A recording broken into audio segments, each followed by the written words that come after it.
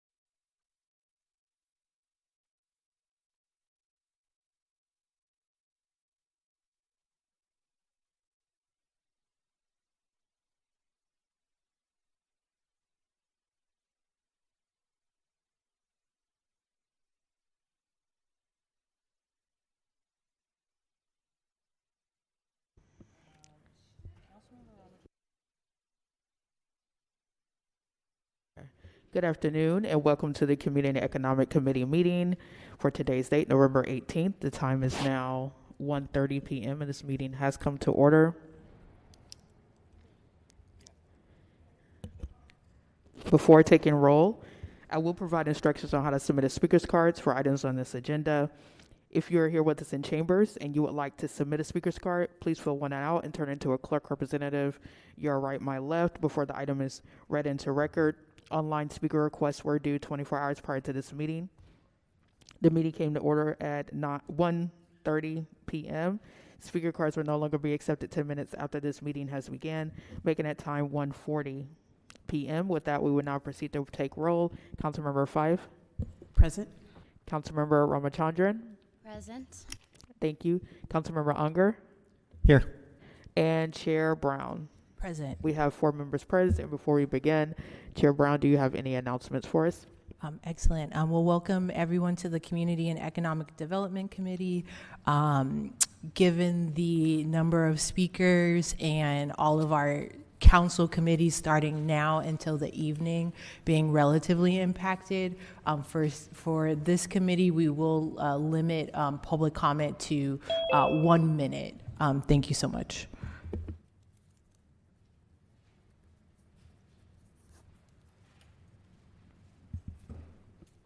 Thank you for that, Chair Brown. Moving to item 1. There are no minutes to be approved as this meeting is a special meeting. Moving to item 2, which is determination of scheduled outstanding committee items, also known as your pending list. Oh, I have an announcement. And we're going to go back to council's announcements. In addition, I also had one other announcement around so calling your attention to the agenda and the order. Given some requests, we are going to change the order. So we will hear item number 3, and then followed by item number 5, then 7, 4, and 6. Excellent. Thank you so much. Thank you, Chair Brown. Noting the agenda change, items on the agenda that's changed. Moving to item 2, determination of schedule outstanding committee items, also known as your pending list, and there are no speakers for this item. Excellent. Thank you. To the city administration, any changes on this, Administrator Lake? Thank you, Chair. No changes at this time. Okay, I'll make a motion to move this item. Is there a second? Second. Thank you. We have a motion made by Chair Brown, seconded by Councilmember Unger, to accept determination of schedule outstanding committee items as is on roll. Councilmember Fife. Aye. Thank you. Councilmember Ramachandran. Aye. Councilmember Unger. Aye. And Chair Brown. Aye. This motion passes with 4 ayes to accept determination of schedule outstanding committee items as is. Moving to item 3.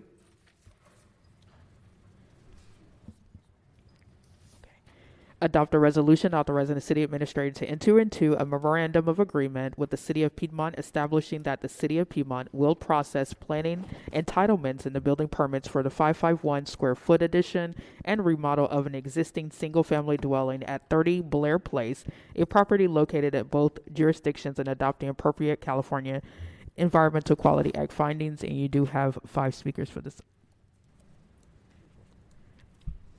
Okay. 2 speakers for this item. Excellent. Thank you so much. And so I believe for this item, we will be hearing from Heather Klein. Yes, good afternoon, Chair Brown and committee members. Heather Klein with the Bureau of Planning. This item is a request for the city administrator to enter into a memorandum of agreement, or MOA, with the city of Piedmont, establishing that Piedmont would be the lead agency in processing both planning entitlements and building permits for an addition, as well as the interior remodel of a single-family dwelling located at 30 Blair Place. The property straddles the jurisdiction line at an angle, resulting in the majority of the lot being located in Piedmont. By long-standing arrangement in these instances, if a city provides emergency, municipal waste, school and voting services, that city generally takes over the processing of development permits. In this case, these services are provided by Piedmont, and the majority of the addition is in Piedmont. In the past, for projects straddling a city border, the Oakland City Council has adopted similar resolutions. Based on the scope of the development and who provides the city services to the site, staff recommends that the CED committee forward this resolution to the full City Council in support of the City of Piedmont processing, planning, and building entitlements via an MOA. I'm now available for questions, and so is the architect, if you wish. Thank you. Excellent. Thank you so much. Relatively straightforward. Colleagues, any questions before we go to public comment so we can hear from the public speakers? Oh, Councilmember Ramachandran. Thank you. Just a quick comment. This is in my district, and we've been briefed by staff, and this is all good with us. Thank you. Okay, thank you. And we can hear from the public speakers. When I call your name, please approach the podium. State your name for the record. You do have 1 minute. If you're participating via Zoom, please raise your hand so you're easily identified. And we do take in-person speakers, then Zoom speakers. Bradley Shuckart and Laura Gearser, and I apologize for mispronouncing your name.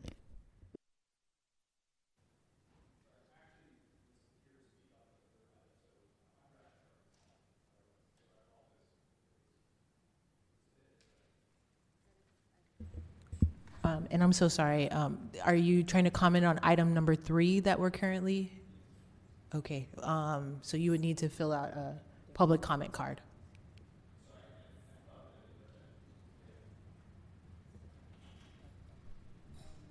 Let's see.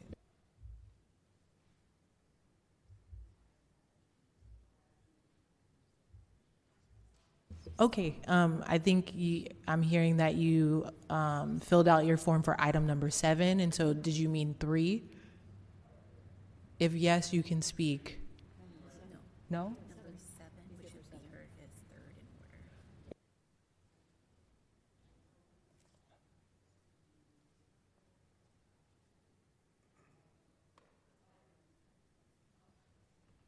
Okay, thank you. So any of the public speakers whose name have been called, please approach. If not, we will move on. That concludes your public speakers for item 3. Excellent. I'll entertain a motion on this item.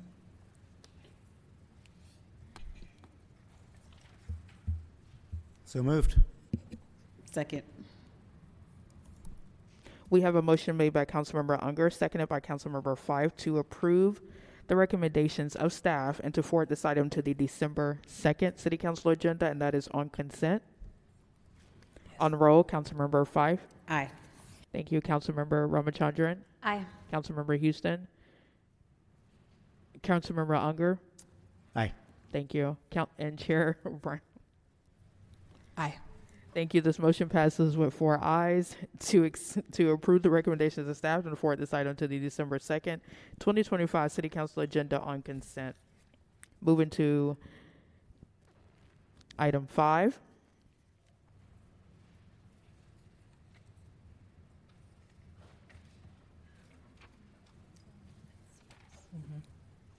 Adopt the following pieces of legislation. 1, a resolution establishing economic aviation zones under the Town Alive program to support entertainment zones and responsible artificial intelligence, activation zones in the city of Oakland, bringing innovative programming to the public and community spaces. 2, authorizing the city administrator to award, negotiate, and execute a grant agreement with Oakland Fund and Public Innovation in an amount not to exceed $1 million to implement the Town Alive program for a 2-year term from November 1st, 25 to October 31st, 27. 2, an ordinance, 1, adding Chapter 954 and Title 9 of the Oakland Municipal Code to establish and regulate entertainment zones pursuant SB 969, 2024 to promote economic aviation. 2, making other conforming changes to sections 908.180 and 908.190 and the Oakland Municipal Code. 3, classifying an entertainment zone event in a Tier 2 or Tier 3 special event pursuant to Chapter 952 of the Oakland Municipal Code. And 4, adopt appropriate California's Environmental Sequel Act findings. And you do have 12 speakers for this item.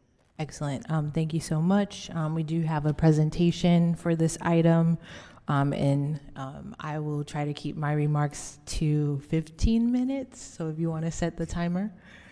And so while we are pulling that up, I'm super grateful for everyone that has showed up to speak on this item. For many of you, you may be aware that prior to me taking this role, I had the opportunity to serve at the state level when this initial legislation around entertainment zones was being brought by Assemblymember Matt Haney. And so knew really early on that Oaklanders could benefit from this type of activation here in the city. And so during the city council budget process, it was a priority of mine, along with my council colleagues, to place $1 million in the budget to really try to bring this to life. And so I'm super excited for all of the work that myself, my team have been able to put into this initiative. And so we're going to roll through all of the attachments that you'll find in the agenda packet that showcases what this initiative is planning to bring to Oakland. And so I did want to start first by just acknowledgement of just all the amazing partnership on this initiative. So Economic and Workforce Development, the Office of the City Attorney, so Nari Chan, as well as Brian Mulry. Super grateful for your leadership in assisting with the ordinance. Oakland's Department of Transportation, Planning and Building, Oakland Police Department, and the Office of the City Administrator. And then the entertainment zone partners, a part of the pilot, Port of Oakland, Jack London Improvement District, Uptown Downtown Arts and Entertainment District, Broadway Valdez, North Lake District, as well as the Temescal bid. And the responsible AI partners, Laney College, Mills at Northeastern, Unity Council, KPER Foundation, and the Oakland Fund for Public Innovation. And so what you see in your agenda packet will be the following that we'll be voting on: establish 4 pilot entertainment zones, create AI activation zones, as well as entertainment zone implementation and requirement, award a $1 million grant to Oakland Fund for Public Innovation to facilitate the Town Alive initiative. And it also requires an informational report in October/November of next year to really measure the findings and help to potentially ensure that this program is something that is sustained within the city of Oakland. And so this afternoon, I'm going to be walking through both of the parameters for economic activation zones, both entertainment zones and responsible AI activation zones. And so starting first with entertainment zones, this is quite exciting because the legislation brought about by state legislation is meant to activate commercial corridor streets and plaza activations to create family-friendly programming. A key component of the legislation is enabled by SB 969 that has to do with supporting restaurants and bars around to-go alcohol sales, as well as reoccurring events to increase foot traffic and encourage ongoing support of our businesses in the various corridors. And so more specifically, just for everyone's awareness, the SB 969 legislation requires a city to designate locations, types of alcohol, zone hours. The city must also, the city and the entertainment zone lead must also be able to verify everyone that is entering that zone and partaking in alcoholic beverages have to be 21 and up, and there are special regulatory cups that need to be purchased as well. And then most importantly, any verified entertainment zone within the city of Oakland must receive the approval and feedback from local law enforcement about any of the above details and any potential health and safety impacts. And just quickly, I do want to go over the legislative landscape.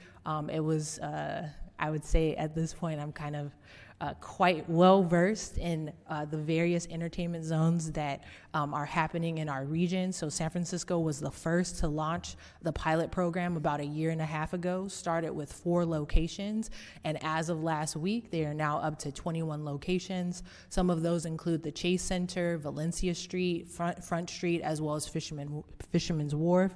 You'll find that in their detailed management plan, they all are activating these entertainment zones in various ways.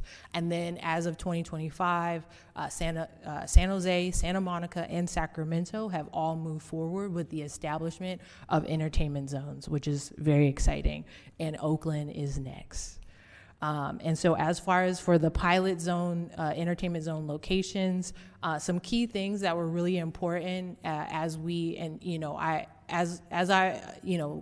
worked on this proposal since the summer, following the budget into the fall, and I think many of you know that there were a handful of renditions, if you would, of where we wanted these pilot locations to be. But the list really got narrowed down very quickly because for a few factors. The SB 969 actually requires a specific ABC license in order to activate an entertainment zone. And so a key criteria of activating this legislation, there has to be a concentration of bars and restaurants that serve alcohol. The other key factor that we took into consideration was that the potential entertainment zone lead has a strong track record of hosting similar events in the neighborhood, as well as the geography as well. A low impact to public transit and other traffic measures such as street closures. And another key component also had to do with public safety and really getting that sign off from OPD around what kind of support they would be able to lend. And even if the said entertainment zone, we're already operating with private security, for example. And so a part of the pilot zone locations, you have Jack London District, both including the square and the outside perimeter to support those restaurants. This zone, if anyone is interested, Santa Monica also has their Santa Monica Pier, and when you look on their website, you'll see just how detailed they got for their entertainment zone, and I believe that Jack London could mirror that given its waterfront, and so many of the businesses have been really asking for support in and around the area. In addition, also the Broadway Valdez, North Lake area.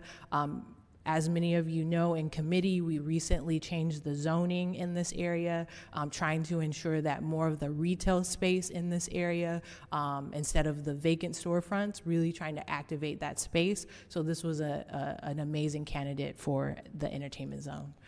In addition, just the proven track record of the events that have been occurring in the Temescal district, and also outreach and interest in this initiative and wanting to be a part of a pilot, given that, when you're a part of a pilot, you are the first to do this thing. And so there is so much really on your shoulders as far as getting this up and running and being activated. And then lastly, we were able to, the Uptown Downtown Arts and Entertainment District, as was mentioned very loudly, was amongst the first to be called an entertainment district and zone over a decade ago, and so it's only fitting that they are part of the pilot. And so, so many questions that I've received is, hey, we want to be an entertainment zone, and so one clear thing to note is that any neighborhood commercial corridor in the city of Oakland can become an entertainment zone. As mentioned at the onset, San Francisco started about 1.5 years ago with only 4 locations, and as of last week, they are now up to 21, which I think is just quite beautiful. And so in becoming an entertainment zone, once we pass this legislation, that will be really key. Any said, stakeholder can contact their council member, economic workforce development, and then all additional entertainment zones does require approval by ordinance. And then the other most important thing, even with the passing of today's piece of legislation, All pilot locations and all future entertainment zones must work closely with EWD to develop a comprehensive management plan that's focused on a handful of things I will go over on the next slide. And upon completing the detailed management plan that requires engagement with multiple stakeholders, then at that point you can apply for entertainment zone funding, because you will have an entire lay of the land of what it will take to pilot this in your area. And so what is a management plan? This is a tailored plan for each entertainment zone lead that establishes location-specific requirements, operations, public health, public safety during the events. And so this is produced in partnership with EWD, OPD, OCDOT, Oakland Public Works, and any other relevant department. So want to make clear that even with the pilot locations that are listed today, they still need to generate this detailed management plan in order for the entertainment zone to take off. And so once again, management plan is the entertainment zone lead and the participating businesses will provide to EWD the programming vision, location, hours, noticing, health and safety measures, age verification. There are specific cup requirements and all applicable permits. Just wanted to note, and this is open to the public, that with all of the entertainment zones that have been established regionally, you notice that they're all different. So Front Street, for example, their entertainment zone, is listed as Wednesday through Saturday, but Front Street is known for their First Thursday event, and that's really kind of what they've been focusing and concentrating on. I did think that an interesting outlier is the Valencia Street entertainment zone in San Francisco. This is one that is noticed for 7 days a week, noon to midnight, however not publicized, and that is a group of merchant businesses that put that one together. And that is one of the 21 that is actually detailed in that manner. And then more frequent than not, most of the entertainment zones are mainly a couple days a week between a limited time frame. I would note that in our ordinance, we did not push any boundaries where we could have said, till midnight, but we kept everything in line with just being till 10. And so once again, next steps: 4 pilot locations to establish initial proof of concept, additional commercial corridors added in 2026 in partnership with lead organization, council member, EWD, requires passing an ordinance and development of a management plan. And so that's the entertainment zone piece. And now to just talk very high level about the responsible AI zones, which is quite exciting. And so ultimately, this will be one of the first AI activation zones in the state of California, so that's big. This is set to energize our economic revitalization, strengthen youth and workforce development, transform city services, as well as change the narrative for the city of Oakland.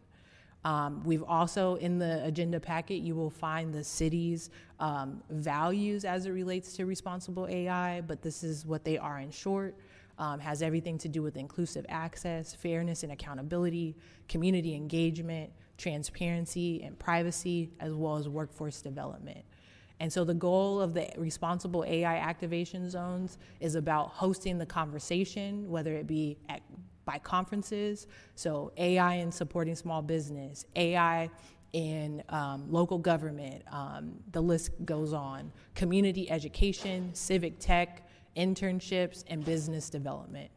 And so a part of the initial launch is Laney Community College, being one of the first in the state of California to have an applied AI program, which is absolutely amazing. And for this zone, it already anchors near the Oakland Museum, who's already doing amazing programming, as well as the newly reopened Henry J. Kaiser Center. So there's a lot of activation there, and so we look forward to piloting AI Innovation Days and community education programming. And for anyone who attended, I think it was earlier in the year, the AI Hackathon, that was an amazing showcase of youth talent and trying to solve a lot of the big issues impacting the city of Oakland. In addition, we're proud to partner with Mills at Northeastern that currently hosts a Bridge to AI program, working closely with OUSD students, as well as being a partner in the city's AI working group to help develop those AI principles that I just shared on the slide and also in your agenda packet, and already doing transformational work with our business community and supporting them. And so this ensures that all across the city of Oakland will have access to this, being that Mills at Northeastern is located in East Oakland. And so they will be a key partner for professional conferences, civic tech pilots, as well as community education programming. And then lastly, for the last 8 years, the Unity Tech Hub located within this, Fruitville Transit Village has been leading out with a partnership with Google, helping teach our young people AI, workforce development skills, and overall tech skills. And so they have also joined in as a partner here to assist with workforce and business development programming mid-2026. And so those are our program partners for the responsible AI zones, and you'll notice that those are situated throughout the city of Oakland. And so lastly, we are proud, in addition to be partnering both with the KPOR Foundation, who is leading out in this tech space, and then the physical sponsor of this work and this programming will be the Oakland Fund for Public Innovation, and they will also be leading out in fundraising to ensure that we can have a program that is sustainable. And so the Oakland Fund for Public Innovation, their mission and aim is to really ensure that the new ideas that we have internally within local government, that we can pilot these and bring these new strategies to Oaklanders and really bring the vision forward. And so they will be the physical sponsor for city funding for both entertainment zones, AI activation zones, entertainment zone event grant management, AI activation zone project management, program design, development, and evaluation, as well as fundraising. And so lastly, this slide just really showcases, just based on direct feedback, I'll start with the first line. So for entertainment zones, as mentioned, we are starting off with 4 pilot locations. And so what we're really focused on is ensuring that the proof of concept and that we can actually move forward effectively. And so you'll notice that there is a small amount of funding in the first year for entertainment zones to ensure that economic and workforce development can really take the needed time on those management plans with the entertainment zones to bring this vision to life. And then, kind of already mentioned, I know that so many of you are interested in becoming an entertainment zone. Then in year 2, we'll have more funding for that initiative. We'll also be supporting our AI activation zones in the first year, so that also in year 2, we will see that vision and that programming come to life. And then all of this effort, as mentioned, is going to be led by the Oakland Fund for Public Innovation, who will bring on a project manager to facilitate this work, and then small administrative costs to get those grants out the door from Oakland Fund for Public Innovation. So that's just really try my best to summarize everything that is in the agenda packet. And so, of course, if there's any questions or comments, please do not hesitate to reach out to my office. We'll definitely open up for questions or comments, but I would love to hear from the public speakers first. Thank you, Chair. Going to our public speakers, when I call your name, please approach the podium in no particular order. State your name for the record. And if you're participating via Zoom, please raise your hand so you're easily identified. We will take in-person speakers before we take Zoom speakers. Isaac Kosered, Sharon Lay, David Boatwright, Kyra Munging, Mungia, thank you. Nikki Lowy, Tristan Bogulov. And I do apologize for mispronouncing your last name. Daniel Swafford, Richard N.G., Tuan Thong, Josephine Guzman, Stephanie Tran, Nigel Jones, and Peter Nye. And please state your name for the record. Thank you. You have 1 minute. Isaac Koss-Reed, D2 resident and business owner, also founder of Salsa by the Lake, an outdoor Lake Merritt dance activation that's been around for about 15 years. And I rise in support of this legislation. It's absolutely fantastic to see the city making moves around economic development. It's kind of the missing piece of the puzzle. We're rebuilding, we're turning a corner, and I think economic development is our path forward. The entertainment zones will be great. The 4 zones will really help activate those parts of the city, and I hope help deactivate some of those parts of the cities that have been overrun by activity that isn't as well coordinated. And then also I think the AI zones, the city needs to be on the cusp of this amazing new technology that's changing the world. And I think this will be a way to help give that a sense of place, right? Because right now AI is somewhere in the cloud. Here we need to give it a place, a responsible place, a place with deep social values like Oakland has. And so I'm very excited to help manifest and implement this going forward in partnership with the city. Thank you.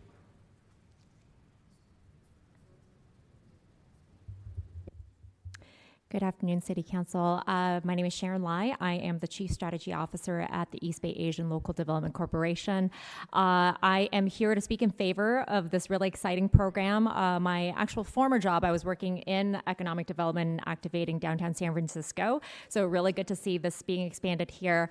Just want to encourage this councils to consider expanding it into areas where you already have community partners like Ibaltsi that are also planning on investing in community and economic development. One of our core pillars of work, other than affordable housing, is actually in economic development. We do a lot of small business support, including technical assistance, concessions to make sure that small businesses can thrive in Oakland. We currently have about 100 commercial tenants within our portfolio in the city, and we would love to be partners in this. We are already planning on investing in Chinatown, in Swans Market, which is one of our properties, as well as Preservation Park in downtown Oakland, and we would love to see partnership and amplification in this cross-sector partnership. We can't do it alone. Thank you for your comment.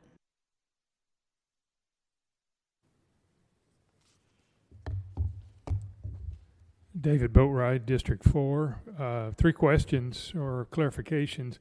I assume 100% of this funding comes from the city, and it's not clear what happens in these future developments. The $1 million covers 4. What does it cost for each additional entertainment zone? And what kind of entertainment is going to be allowed in these areas? I didn't see any examples in the presentation. Thank you. Good afternoon, Council. Kira Mangia, District 6 resident. I am here with the Oakland Fund for Public Innovation. The Oakland Fund aims to be the city's public sector innovation partner. We pilot, evaluate, and de-risk new ideas before ideally they transition back into the city into permanent operations or policy. We are here to help you all bring this vision to life, to move this quickly, stand it up, manage grants, contract with partners, and adjust operations without the usually longer lead time required by the city's administrative structure. Council Chair Brown, you already talked about our role, but happy to answer any other questions you may have. We are excited to bring this vision to life and to support you all with your work. Thank you.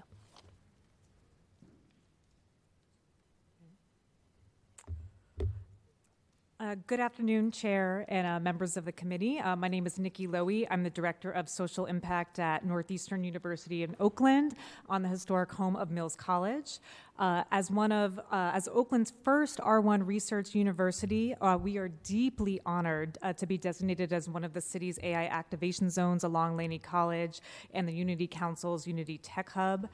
This designation reflects our commitment to equitable access to AI education and economic opportunity. The responsible AI activation zones will allow every Oaklander to benefit from the growth of the AI industry through equitable access to education, workforce development, and small business resources. Over the last year, we've already demonstrated this commitment through initiatives such as the Bridge to AI program, workshops, conferences, and support for the AI working group, and are so excited to have this vision align with this legislation. Every Oakland student and every business owner should have access to AI education. Thank you so much for this initiative. Afternoon, Council. As Community Action Chair for the Through the For the- chair to the public speakers, please state your name for the record. Sorry, Tristan Magula.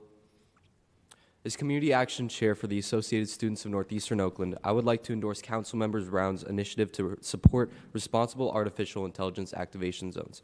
Thousands of students nationwide attend Northeastern University computer science programs today, often with concentrations in artificial intelligence. It has been nationally recognized as one of our best, most growing programs. Our university has been focused very strongly on sustainability and ethics regarding AI, holding grounding for future development. In my time here, I've spoken with dozens of computer science students. They are some of the most hardworking people I have ever met in my life, with drive put into every opportunity for learning about and working with AI in new ways. Building a stronger relationship with the city through public innovation and economic development would not only enable new opportunities for students, but a greater positive influence the campus can have in Oakland. Let's build greater cooperative measures and let us help build sustainable economic growth to the city. Hello, Richard Ng. Thank you, members. My name is Richard Ng, and I manage a program called IndigiDAO. We work with indigenous communities and look at how emerging technologies can create community-governed and owned systems. My comment is regarding the AI economic zones and to talk about the community's role in the development, design, and governance of these zones and the future models as well. Specifically, what does data and digital sovereignty look like? I think if there's the opportunity to create more infrastructure around this, the AI models that could be tied into this could be tied into enterprise models. So I want to encourage the committee to explore what hyperlocal language models look like, what does local compute look like as well too. Tools such as data trust and other tools that ensure the systems will be deployed and governed and owned by the community.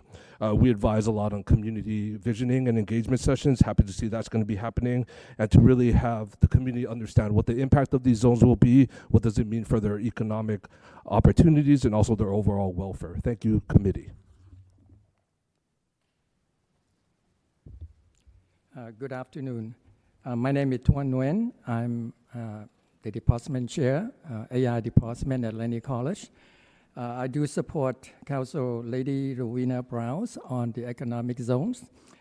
In particular, I really like to call for more collaboration between the city and the Lenny College.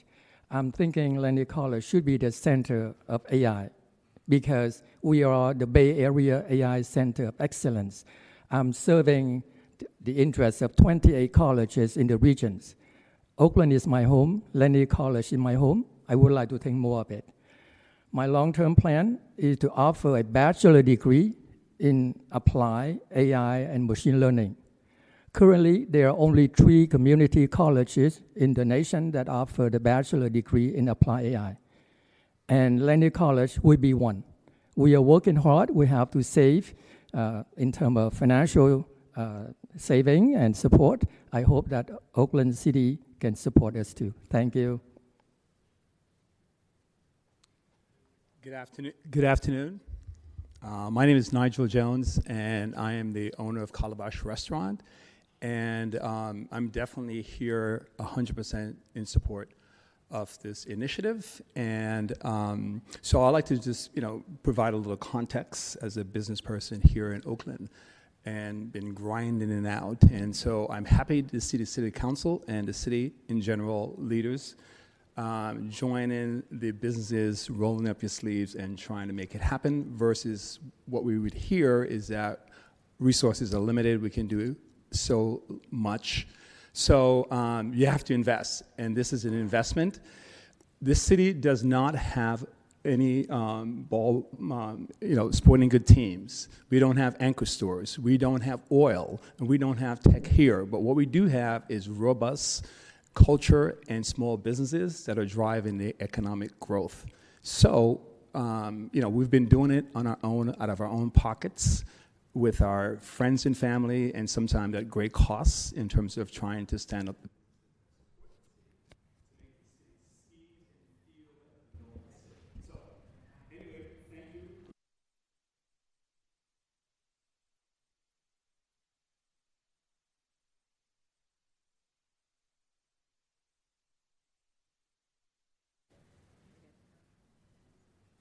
Good afternoon, council members. My name is Stephanie Tran, president of the Oakland Chinatown Chamber of Commerce.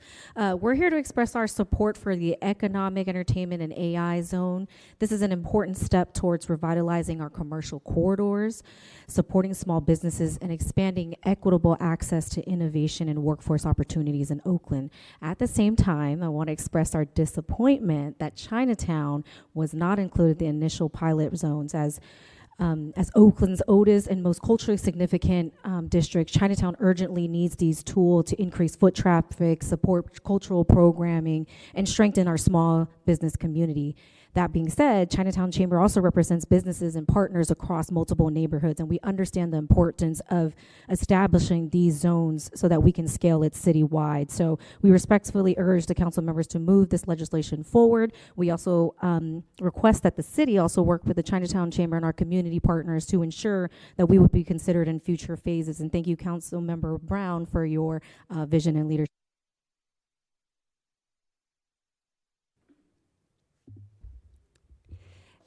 Good afternoon, everyone. I am Josephine Guzman, Public Policy Manager for the Oakland Metro Chamber of Commerce. I'm here to express our full support for the Town Alive initiative, which offers a creative strategy needed to re-energize our neighborhoods and economy.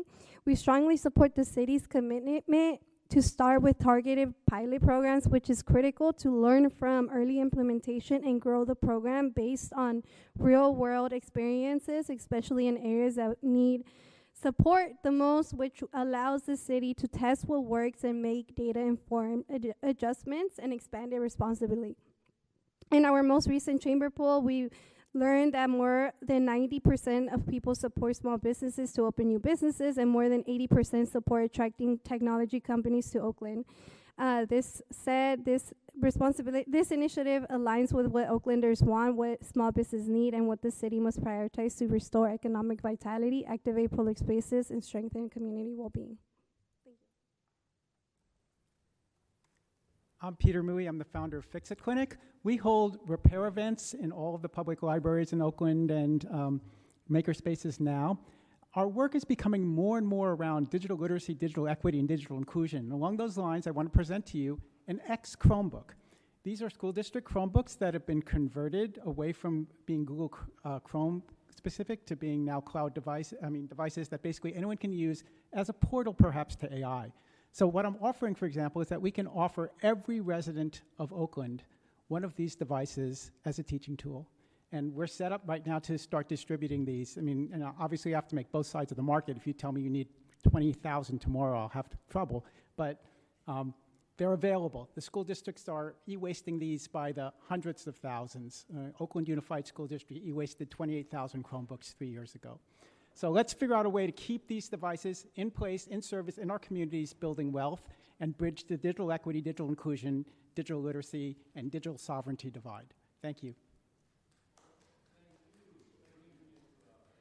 Hi, I'd like to respectfully request that my comment be submitted to the public record. I put my request over there, and I just want to make sure that it's there.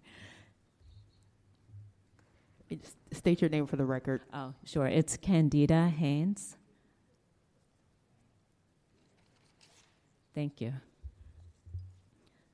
So my name is Candida Haynes, and I've lived in Oakland for 9 years supporting small businesses and holding the community in care. My passion is workforce transformation and opportunity for marginalized people. As a registered sole proprietor, I am also a very small business myself. It is extremely important to support very small businesses, and I'm hoping that there will be opportunities for very small businesses to benefit from activation zones, either through direct contracts or partnerships with larger partners. I'd also like clarity around what it means for what activation zones mean for community centers, as I live about a block away from one. They might not be for-profit businesses, but they might also be activated to support the bars and restaurants in our neighborhood. I also want to raise a flag on the fact that... Thank you for your comment, Ms. Candida. Thank you.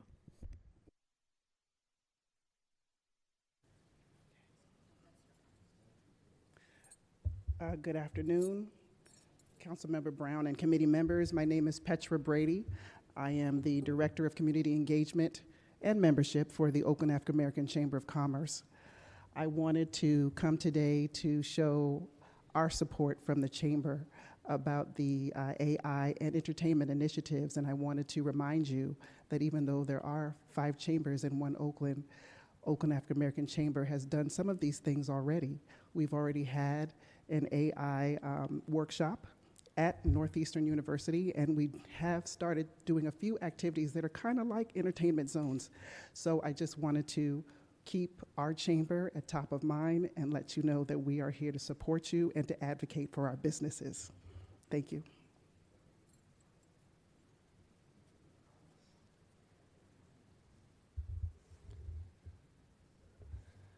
Chair Brown, members of the committee, my name is Daniel Swafford for the record. I work in service to 3 of Oakland's business improvement districts, Laurel, Montclair, and Temescal, and I'm here to speak in support of the item. On behalf of Laurel and Montclair, we're excited for the opportunity to apply as soon as the window opens and understand the importance of setting a solid foundation with a pilot program. On behalf of the Temescal district, we appreciate the opportunity to pilot. The Temescal just was renewed for its 3rd decade as a BID and has hosted hundreds of events over those years. My management team in particular produces about 50 public events each year. So we relish the opportunity to create safe spaces for the arts and culture for the community.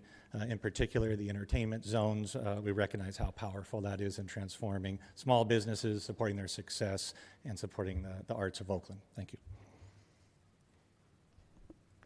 That concludes your public speakers for item 5. Okay, excellent.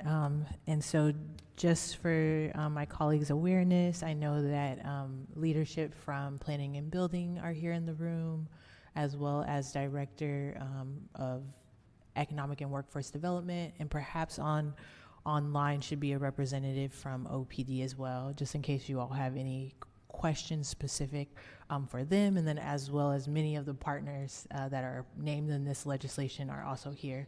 So at this time, I'll take any questions or comments. Councilmember Fife.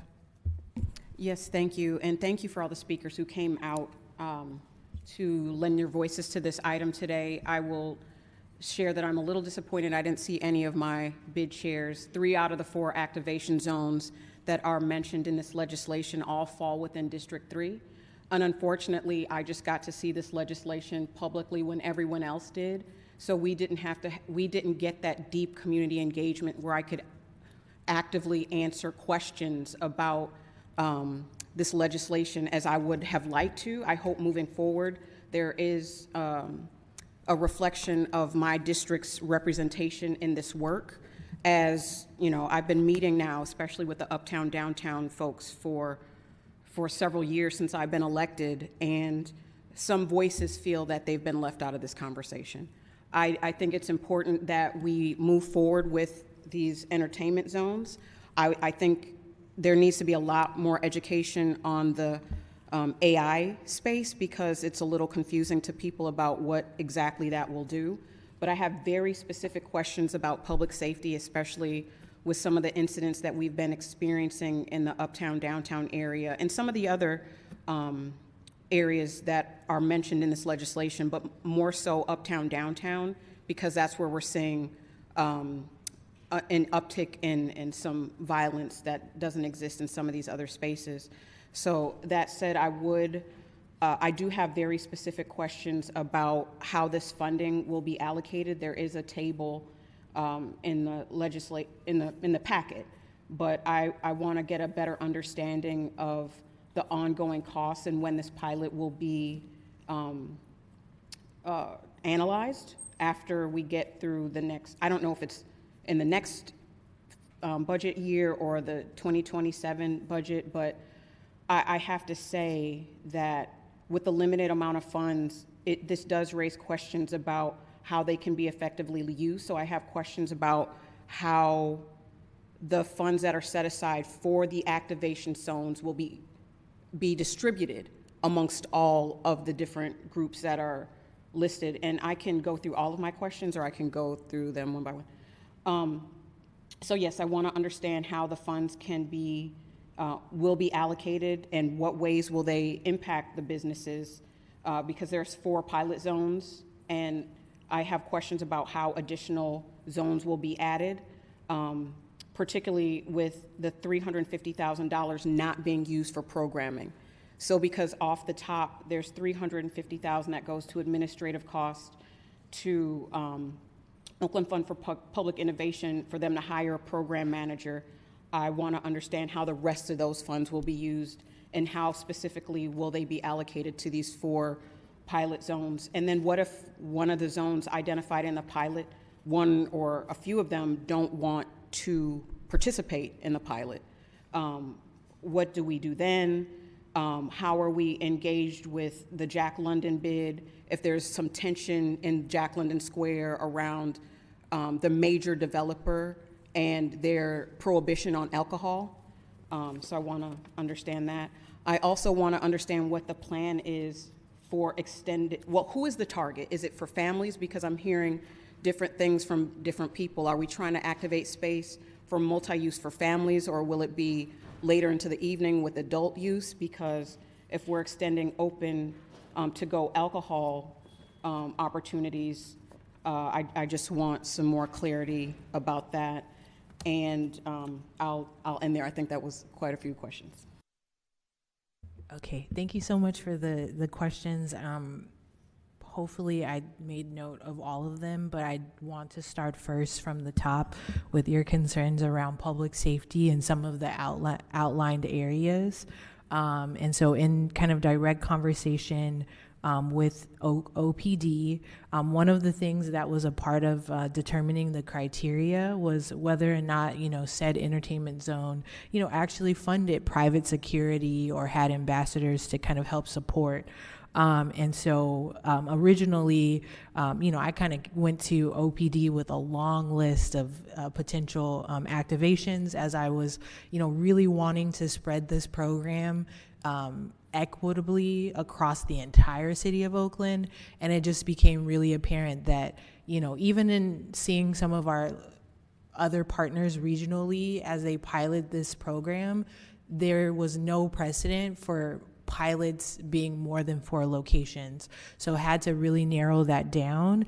And so as I was kind of mentioning in the detailed management plan that is required for each entertainment zone lead, the said entertainment zone will need to work closely on that management plan with EWD to establish what will be the programming. And so, for example, when we think about the uptown, downtown arts and entertainment zone, we're going to be focused on the hours of like 4 to 8 to really support the restaurants and businesses during that time, and not really pressing the boundaries of 10 or midnight, where we see a lot of the between midnight and 4 a.m.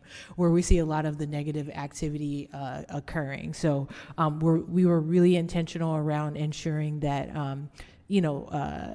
these events aren't going into the late hours.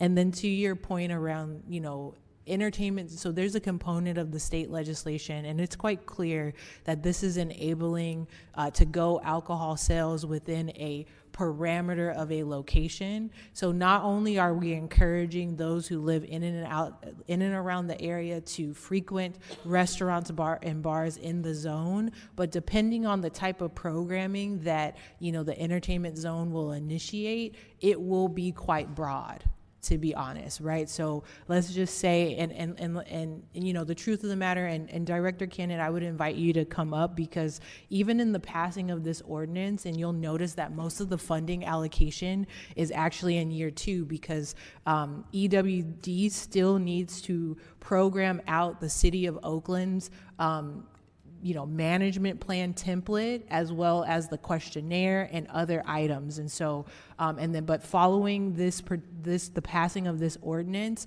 all of those named in the pilot will begin working closely with EWD to plan the programming. And so, any of the pilot locations, they could opt into, as I mentioned as an example, second Thursdays only between 3 and 7.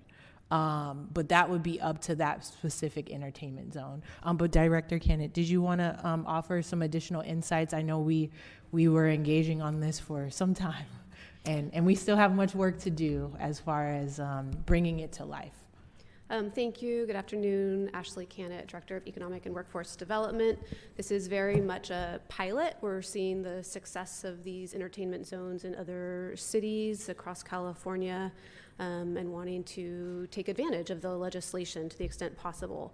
So we're all learning as we go. From a staff perspective, as the implementers of this legislation, should it pass, we know that our responsibility will be to come up with a robust mechanism for interacting with the applicants who are designated as the folks who can speak on behalf of the entertainment zones. We'll prepare a template and prepare a management plan, and that management plan, while the legislation really sets the broad parameters of what are allowed in the entertainment zone, sets the boundaries, the management plan is where the details will be worked out and where the requirements for private security will be identified, the requirements for the to-go cups, all of those, the hours of operation, the type of entertainment, all of that will be worked out in the management plan.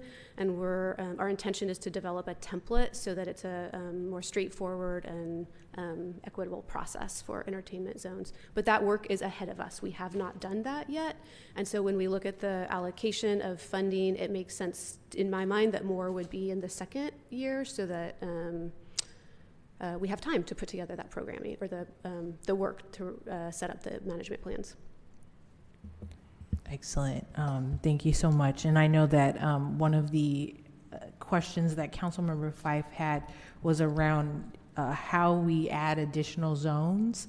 I think you spoke a little bit to that because, as was mentioned, a lot of the outreach we've received is we want to be an entertainment zone. And so just really working through that. We're starting this pilot now, but even in passing the ordinance, local chambers, could they also begin to be in conversation with their council member and with the Office of EWD to figure out what are these parameters that they should be making sure that they have in an effort to kind of put them in line, if you would, to be a part of the pilot? I think so. I'm eager to establish what those management plans are going to look like so that collectively we understand all the components of the plan. I think that will be the best indicator to future potential economic zones of what will be required to be an entertainment zone. Not only does it need to be established by, the boundaries need to be established by legislation, but we're also looking for capacity of organization. We're looking to make sure we have the restaurants and the bars, that the assets there, they'll be the ones with the ABC licenses, for example. So the infrastructure really needs to be in place in order for these to be successful. So I think taking all of that into account, and then once we have the template for the management plan, I think that will be really, we'll start to have very clear communication about what a successful entertainment zone could look like. Excellent. Sounds good. And then one of the questions here is who is the target audience? And so it's, folks who want to, upon publicizing said event, the target audience, I think we see it all the time where you have families that are coming out with their kids, but also wanting to partake in alcoholic beverages, or even just folks that are out and want to be on the scene at the various restaurants, going here, going there. And so what we're really doing is opening up a space for that vibrant activity to occur. And I think that just in my research, especially a lot of the activation zones that are in San Francisco, each one is different and each one brings their own kind of method. And their understanding of what they want an entertainment zone to be. As I mentioned in my remarks, the Valencia Street example is actually one that's 100% targeted on getting folks into the restaurants that are on Valencia Street, whereas the total opposite is true around Front Street. That one is 100% engagement around the activity that is happening on that day, right? And so I imagine that, everyone who's listening to us activating these entertainment zones, your vision and what you may want to bring to it, that is a part of the work, the management plan that will be developed. And so each entertainment zone can be different and how it comes to life. And I think maybe lastly, the question that you asked was around the funding allocation.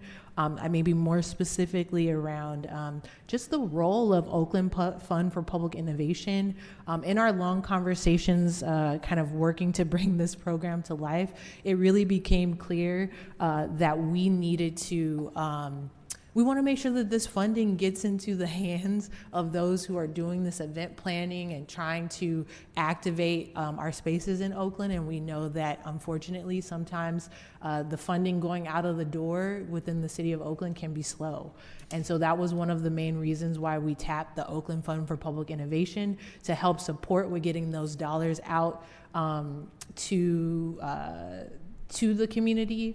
And then the reason why we have slated here a program manager for a couple reasons, because they're going to be charged with maintaining and getting the funding out of the door for the entertainment zones, both in year 1 and year 2, and then for the programming relative to AI activation zones, supporting Mills at Northeastern when it comes to conferences, as well as their Bridge to AI program, supporting Laney Community College with their tech innovation fairs, and as well as supporting the Unity Council with their Unity Tech Hub as well. And so, and also take note in the packet that in year 2, the rest of the amount to support these initiatives will all be fundraised for. So it's a small bucket in the first year for a program that, as I was kind of talking to community members about, one of the biggest questions and takeaways was, hey, how do we sustain this program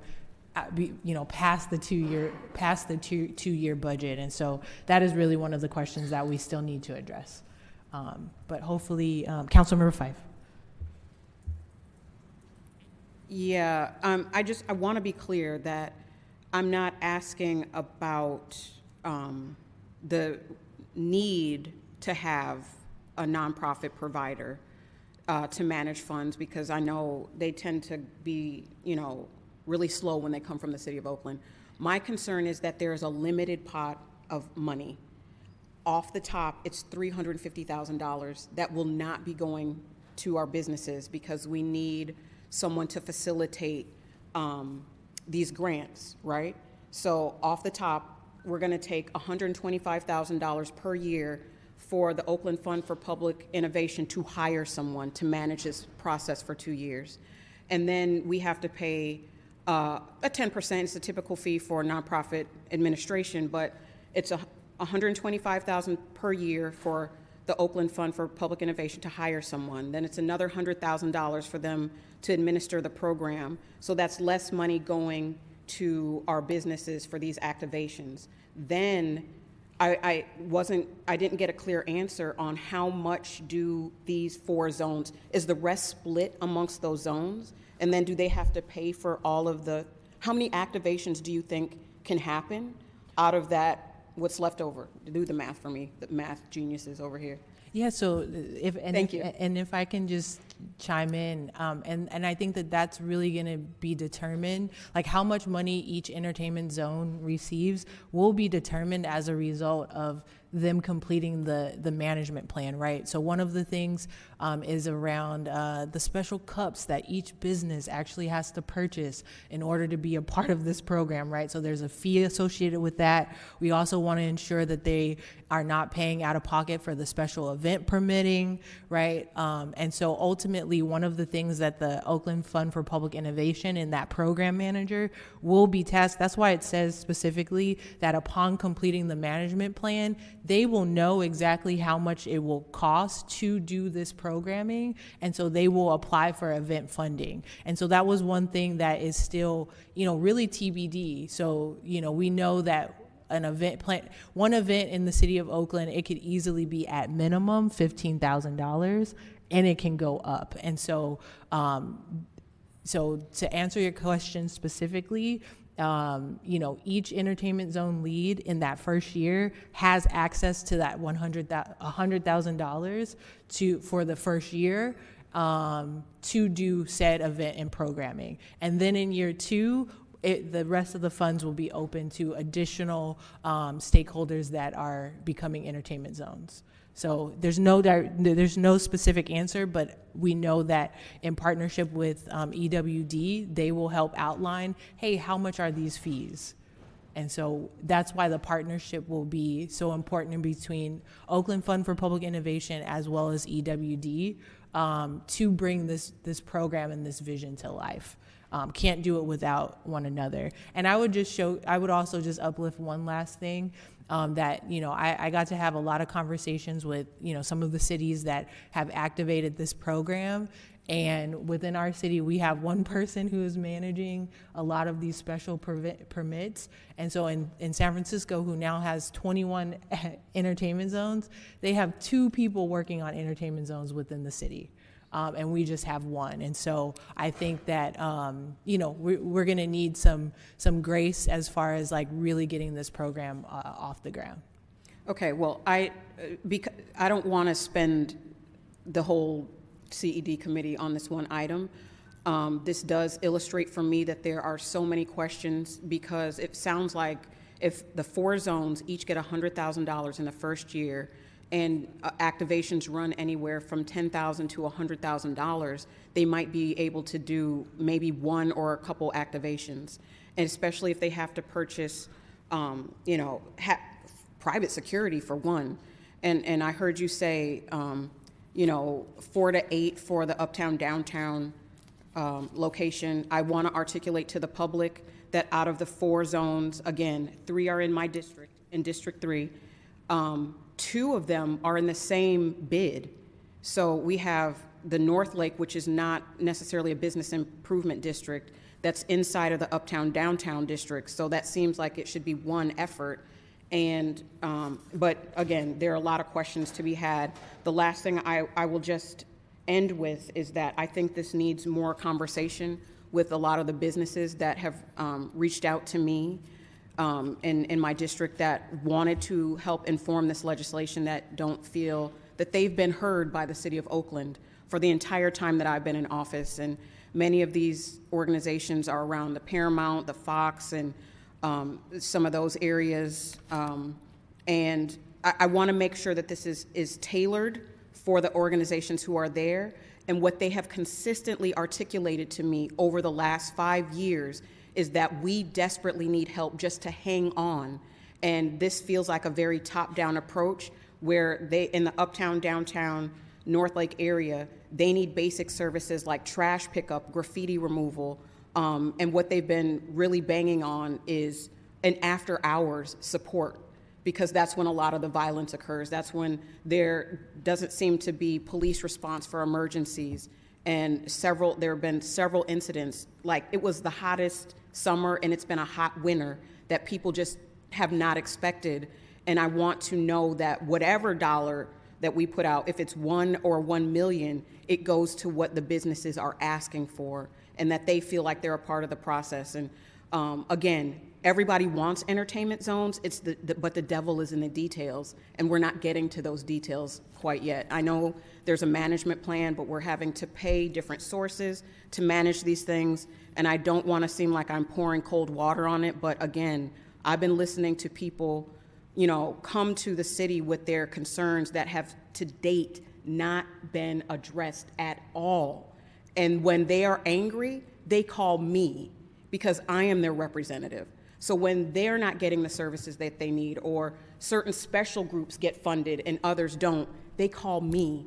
And I have not been able to weigh in on this. I'm trying to do that now, so I'm asking for their voices to be heard. I've been asked for small business supports for struggling folks who are having trouble paying their rent.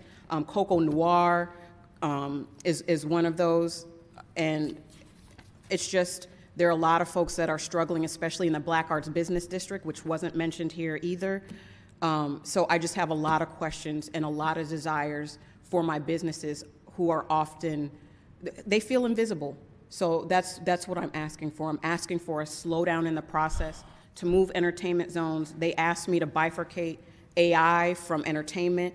So I'm lifting up what I've been hearing from folks, and I've also heard from residential residents that there's not a focus enough on how we're going to keep these spaces safe because we haven't been able to do it yet.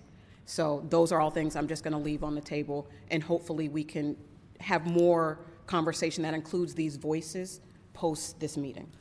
Excellent. Thank you, Councilmember Fife. I did want to clarify one thing. So at minimum, we know that a special event could be $15,000, and then the up to maybe 45. So it's not 100,000 per entertainment zone. So I wanted to make that note. Thank you so much. I know that in conversation with multiple business owners, there's a lot of excitement around the creation of the entertainment zones. Definitely hear you. My hope is that we can pass this today in CED, and I welcome more conversations. Councilmember Ramachandran, did you have some questions, or Councilmember Unger? Thank you. First of all, thank you, Councilmember Brown, for bringing this forward. I know that you and your team have put a lot of work into the details. It's not easy trying to bring something forward that's innovative and new. And I did get the chance to speak to the nonprofit partner, the Oakland Fund for Innovation, and initially I had my doubts. I'm like, I don't know this organization. I don't know why we're not using EWD's own capacity, but that's the reality. Within the city, the way our staffing levels are right now, we don't have the capacity to do all the innovative things that we can. And I think I felt reassured talking to the implementation partners that are involved with this project. At the end of the day, our business community is not a monolith. You're going to have a lot, clearly, as we heard today, very excited about this proposal, and you're going to have others that aren't. But I think it's important to take risks.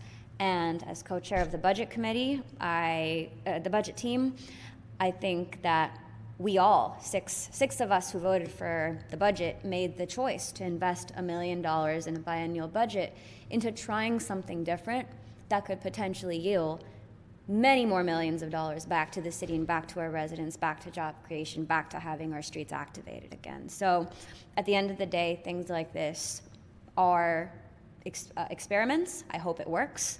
I see in San Francisco it working. The other day I thought, I should do a field trip just to one of these areas in San Francisco. And turned out I've already been to 3 of them. I didn't realize this was an entertainment zone, but I was thinking, are they doing this illegally? The vibe is great. This is really cool.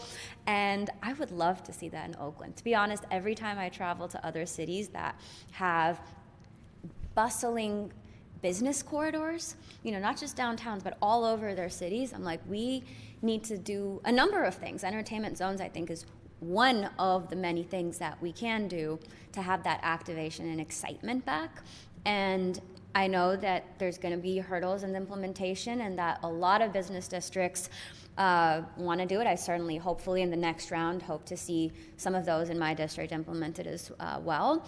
But I think that this is a great start. I've heard nothing but enthusiasm from business corridors across the city, including those not selected for the pilot, but who think that, hey, this is a great start. We're using the state legislation. We'll be one of the first, 5-ish cities in the state to do this. And I think we treat this as a creative experiment and push forward as much as we can. So my only question right now is about the future, because we can't guarantee that we'll always have this pocket of money for entertainment zones, and how the process for making sure that we're able to continue this beyond 2 years. Yes, and so we have been thinking very thinking a lot about that same question as well. And so that's why we decided to put into the legislation a 1-year report back so that we can check in and see how this program is going, and really with much intention working on seeing how this is something that can be funded long term. I would note that the locations that have taken off in San Francisco, none of those were funded by the city. And so I think that this is hopefully, I think my goal would be, can we create something where this is it actually funds itself? And so that would be, I would be interested in trying to work to design something like that in the future, the very near future. Then just to follow up with that, I know that in our budget, we also did fund an additional special activities permit coordinator in EWD. So I hope that when the department is fully staffed, that they'd be able to continue on this work past the 2 years and be able to leverage the staff that is funded internally, so that we're not always relying on external partners, which I know as a pilot is helpful, but long-term continuity, I hope we develop that capacity in the next couple of years. But thank you. Excellent. Thank you for reminding me about the position we added. I forgot. Councilmember Unger, any questions or comments? Excellent. So I would entertain a motion to move this item forward, and Councilmember Fife, if you're open to it, would love to, I would love to set aside some time to answer some additional questions that you may have, and really talk. I had the opportunity to talk with just literally 2 stakeholders that had concerns, but very specific to the events that are occurring during Oakland's First Friday. That's what they were kind of upset about, and making sure that this pilot does not create some of that same negative activity. I thought the conversation went really well when I explained the parameters of this, but I 100% welcome if you're interested working with me on some of the locations that we have here, talking with any of the stakeholders.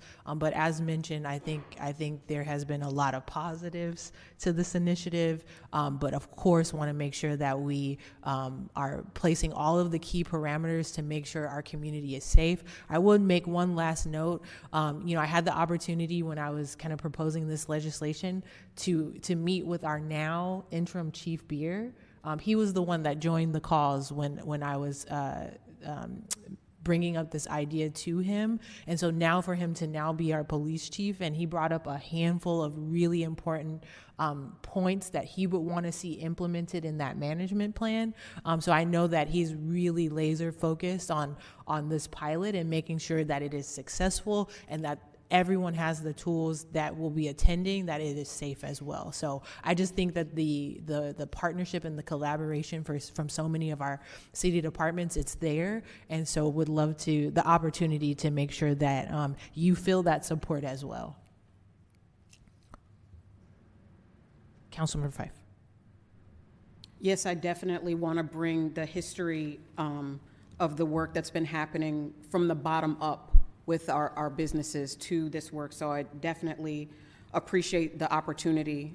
As I said, I haven't been included at this point, and I bring so much to the table, not because of me, but because of what I've heard.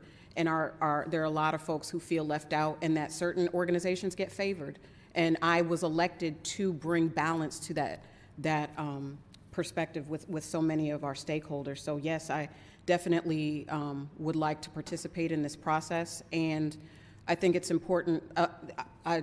Chief Beer, interim Chief Beer, is great, and I'm happy he's been made the interim. And there are local officers who are a part of managing this area every single day, that their information doesn't necessarily trickle up in a way that impacts the businesses. So you definitely need to sit down with some of the folks that I've been in conversation with. Yep. And I invite that conversation, because that's what they wanted to come out of this today. They wanted their voices to be heard. So yes, and I will make the motion to move this forward if the motion hasn't been made already.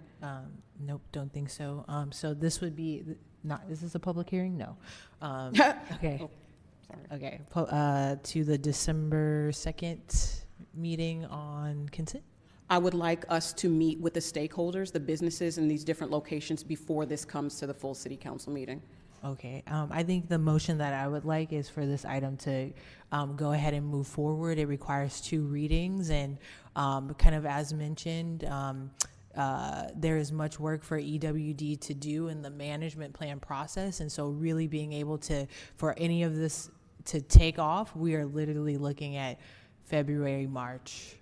So we have a lot of time to really get into the weeds and really develop out a truly sustainable program with some of these pilot locations. But so I'm supporting moving it to the next, because it's an ordinance, it needs to read, so I'm supporting it moving forward to the next full city council meeting. Yes. What I'm asking you is before it gets completely solidified at the final city council meeting, before it even moves to February, to have those conversations. Absolutely. Okay.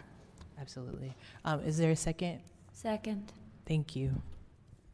Thank you. We have a motion made by Councilmember Fife, seconded by Councilmember Ramachandran, to approve the recommendations of staff and to forward all pieces of legislation to the December 2nd City Council agenda on consent, with note the ordinance will be the first reading for December 2nd. On roll, Councilmember Fife. Aye. Thank you. Councilmember Ramachandran. Aye. Councilmember Unger. Aye. And Chair Brown. Aye. The motion passes with 4 ayes to approve the recommendations of staff and to forward all pieces of legislation to the December 2nd City Council agenda on consent. Moving to item 7.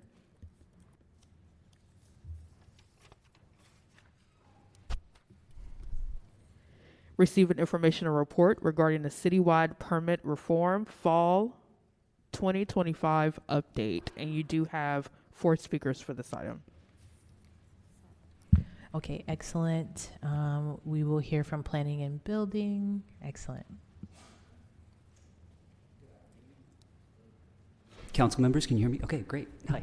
Robin Abad with the City Administrator's Office. I'm the Citywide Permit Ombuds, here to update the committee on citywide permit reform, part of the Oak Permits initiative. So we do have a 10-minute presentation here. The presentation is split into 3 parts. We'll talk briefly about mission, goals, and governance, how we're set up as an interagency team accomplishing this huge volume of work. I'll also talk about the 4 key action areas that the work is divided in. Then we'll dive into some of the specifics of the specific action items themselves that are sorted in those 4 key action items. So I'm here representing a large group of interagency collaborators and stakeholders who have actually been executing and carrying this work forward. So we're joined in the chamber by representatives from the Departments of Planning and Building, Transportation, Economic and Workforce Development, and others. So if we get to questions later and there are questions about specifics, staff experts are in the room available to answer. And I also should have mentioned information and technology. Sorry, Michelle, I know you're back there. So Oak Permits, as I mentioned, is a huge interagency effort involving many disciplines, departments, and bureaus. You'll see here on this org chart how we are organized around Oak Permits. Governance is coordinated out of the City Administrator's Office, which is, as I said, is where I sit, and involves these different departments and their respective bureaus. You know, our mission is really straightforward. We are focused on efficiency for our customers and our public, as well as internally in terms of our systems and our administration. We have been making continual strides over the last couple years, and even more are scoped and designed in queue for this upcoming year, which we'll talk about. Who is our audience? Who are we really trying to impact? First and foremost, as I mentioned, is our customers. We want to create an increasingly efficient and easy to use experience for those transacting with the City of Oakland on planning entitlements, building permits, and everything related to acquiring approvals and permissions from the city. We want to make this highly accessible. We want to create a diversity of options, in person as well as digital. And we also want to make sure that our guidance and our assistance is clear and legible. Importantly, we also want to make sure that internally we're operating with maximum efficiency. So, you know, we will talk about some of the old systems and infrastructure that we're seeking to replace and consolidate. That's really geared to making sure that our staff, our experts in departments, are working in an as optimal and ergonomic an environment as possible in order to provide the best service and make the best use of time. So there are 4 action areas, broadly speaking, that the permit reform activities address.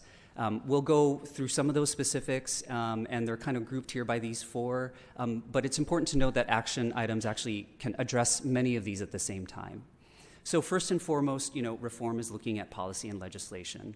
Where in city code, especially through code amendments, can we create more efficiencies for both our public as well as our departments? We also want to make sure that our customers, our clients, are able to find information easily. They're able to transact, submit applications, get information, learn about statuses, and so forth in the most optimal way as possible. We're expanding digital options, and as I mentioned earlier, we're also really focused on updating internal systems and systems that the public interacts with. So I'm going to move quickly. I know we only have about 10 minutes for this item. I may skip over some slides, but they're here for the record and for reference in case there are detailed questions we want to refer back to them. You're aware that the Department of Planning Building, specifically the Planning Bureau, has recently brought code amendments to Commission and Council in order to vastly streamline what are principally permitted uses, especially in downtown, the Broadway Valdez, and Lake Merritt. So here's listed some of those specific provisions, and we are in process this fall seeing many of these provisions expanded beyond those specific plan areas and actually applicable to commercial corridors citywide. So that's going to vastly reduce the amount of process that our small businesses and other stakeholders in these commercial corridors will have to move through in order to open a business and to operate and even to expand the vibrancy of their corridors. We're also seeing how these code amendments are impacting our ability to deliver more housing. So some specific provisions here on streamlining around residential review.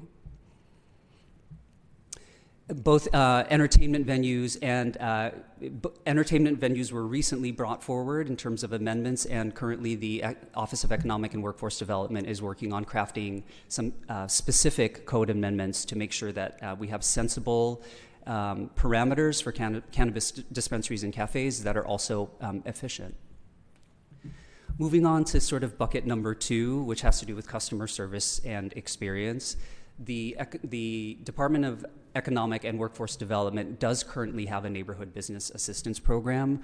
We are looking at expanding and doing deeper outreach through this existing program in order to provide better upfront technical advice and service to small businesses and those seeking to create small businesses in the city of Oakland.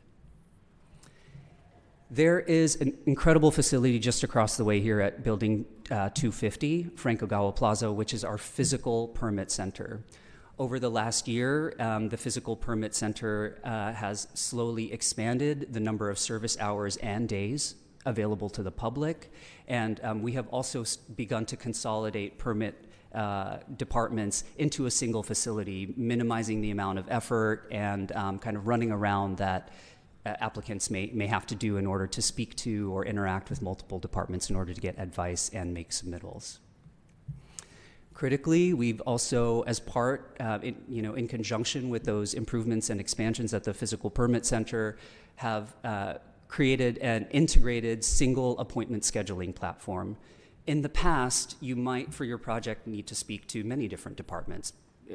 The Planning Bureau, the Building Bureau, maybe the Fire Department, and in order to get time with experts in those departments, you might have had to call one department or email another, maybe use a web portal to sign up. So that's all been consolidated into a single platform that you can now use to schedule an in-person appointment, a virtual appointment, and other types of interactions.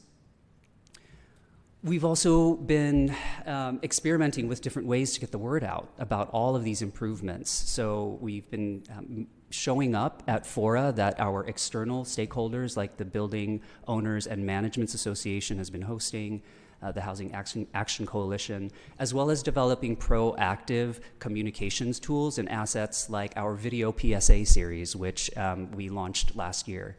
So there's if you look up on YouTube, you can watch some of the great videos from external stakeholders talking about how to access city services through these new channels. Our website's also, our digital front door, and in our digital world, people are expecting more and more of us in terms of digital services and what we're able to offer through asynchronous means. So the communications office here at the city administrator's office last year just implemented a sweeping content rationalization exercise on our website, reducing a lot of redundancies and helping with more efficient navigation. They also transferred us from into a new content management system that will allow us to be more agile in terms of adjusting our digital environment for better accessibility. We're also scoped in this upcoming calendar year, to look specifically at the family of web pages having to do with permitting. There's been a lot of incredible work to consolidate and make those pages as legible as possible, but there's still more work to be done, and so we're excited to be doing that this year. Moving on to kind of bucket number 3, which has to do with the expanding our digital options so that patrons have both in-person but increasingly digital options at their disposal. One of the biggest innovations that departments have been executing and implementing on is creating a one-stop digital submittal. So you can imagine in the olden days, manual submittals, PDFs, in person, sometimes submittals to multiple different departments and disciplines, separate packets for the same project. We're moving increasingly to consolidating those types of intakes into, first of all, a single permit application or project application is the ideal, but critically digitally. So instead of submitting something in person or manually emailing a PDF that then a permit tech and a process coordinator has to review and enter, create a record manually, these procedures allow us to virtually create a record almost instantaneously and speed the progress of a permit application through departmental review.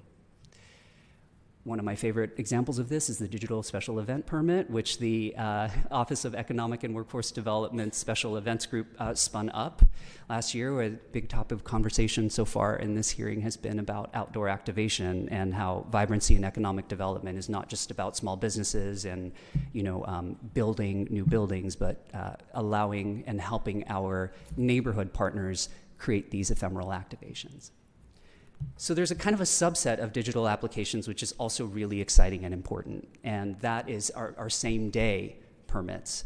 So not only are we expanding the ability of patrons to be able to submit their materials digitally, immediately, but increasingly, with many different types of permits, to not only submit it, but receive your permit in that same session, in that same day. So as you can imagine, this cuts out a lot of time and expense for our consultants, our contractors, our GCs, our applicants, as well as for staff.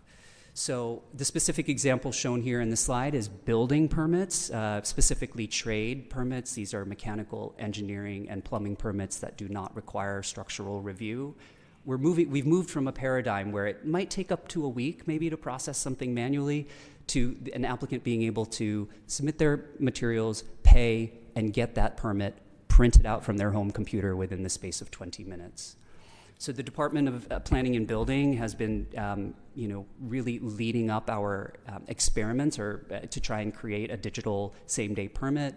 Some statistics here from the great work that the team there has been doing. We've been tracking volumes, and we can clearly see that a greater and greater share of trade permits, the kind that don't require structural review, are being handled and processed in this manner.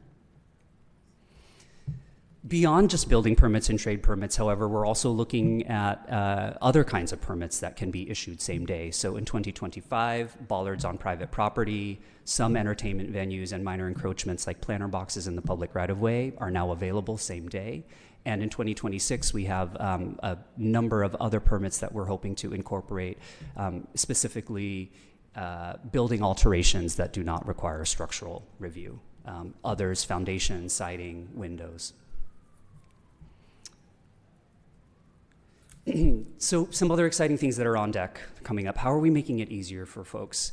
Right now, to scope a project, as we mentioned earlier, you might need to talk to planning to understand what entitlements you need. You might need to talk to building. You might need to talk to the fire department. Sometimes those are emails. Sometimes those are in-person interactions. And it can be really challenging for a project sponsor to understand, okay, for the project that I want to do, which permits should I apply for in which sequence? How much is that all going to cost? And so there's maybe a lot of inefficient information exchange that can happen simply in just helping the project sponsor scope their project for permits. So the digital project scoping tool is bringing us into this century in terms of a dynamic tool that can help project applicants begin to understand which permits they're going to need, in what order, and how much that's all going to cost. So the tool would ask questions like, where is your project located, so that it can check zoning controls, land use controls and zoning to see if what you want to do is even allowed, to help you understand what entitlements you have to pursue, and so forth. This will allow us to eliminate some of our manual intake tools like the zoning worksheet. We're currently in the process of trying to eliminate the building bureau's equivalent of that, which is the building worksheet. Finally, we're wrapping up soon, just a few more slides on bucket number 4, which has to do with our internal systems. There has been a huge lift over the last couple years, and still more work planned, consolidating all of the permitting departments, especially those that are handling development services, into a single database of record. So as you can imagine, like many cities, departments can be on different systems of record. Consolidation is going to help us do a lot of things. It's going to ensure that we can do comprehensive monitoring of progress across a single project. So the reporting advantages are manifold. It helps us integrate around communication and being able to work together also as a project team. So we have some major departments such as planning and building, which again, being the pioneering group that they are, got us started with Acela, our current database. We've integrated fire prevention. Economic and workforce development is nearing their full integration as well, and so are transportation and public works. Another thing that item that will integrate with Acela is an electronic plan review platform. We are really trying to eliminate manual reviews, having many different versions of project documents floating out around there. This will be of great advantage to us and our clients because all departments, all disciplines would be able to see the most current set of plans and, for example, see each other's comments, plan check comments. Sometimes one discipline might give one kind of advice that might not necessarily jive with another discipline. So this will help with our internal coordination and also the speed and rapidness with which we're able to communicate back out to clients about revisions they might need to make. The city's also in the final stages of implementing, a single point of sale platform, and so the advantages of this are pretty evident in terms of us being able to collect fees and revenue expeditiously. It's important to note that one of the big goals with this project was to make sure that we were meeting sort of like safety standards and privacy standards coming out of the ransomware issue from a couple years ago. So I know that was a bit rapid fire, but that concludes the formal presentation. And as I mentioned, department staff, experts are here if there are questions about sort of specific items within that presentation. Excellent. Thank you so much. And how many public speakers did we have? We'll go ahead and take the public speakers. Thank you. Thank you. Calling in our public speakers for this item. Please approach the podium, state your name for the record. You do have 1 minute. If you're participating via Zoom, please raise your hand so you're easily identified, and we will take in-person public speakers and then Zoom. Bradley Shuckart, Tamika Garner, Tony Carafali, and Laura Gassier.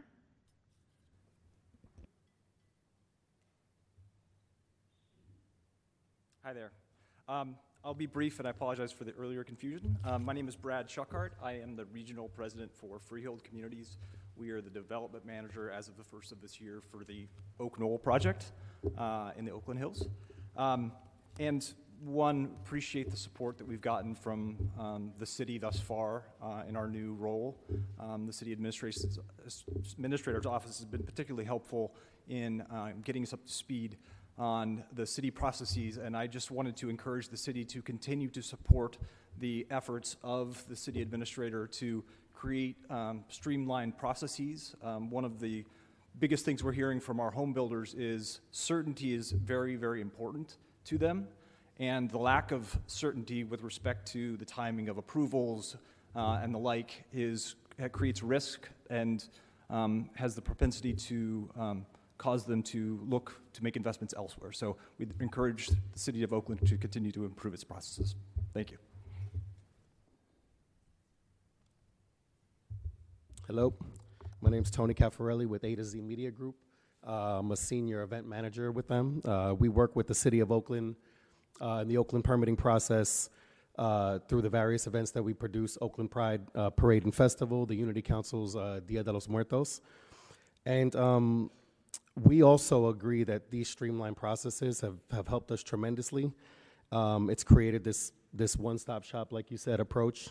One of our things that we really appreciate are the interdepartmental meetings, where we have, all the various departments there. It eliminates things from falling through the cracks, and so we appreciate that. And these improvements are really good because they increase efficiency, they streamline communication, and cut down on unnecessary delays. We think that this permit process can also be very beneficial for newer event planners, as it creates a real step-by-step guide, making the entire process much easier to navigate. So we're in support of it, and anything you guys can do to continue to streamline the process, we appreciate. Thank you.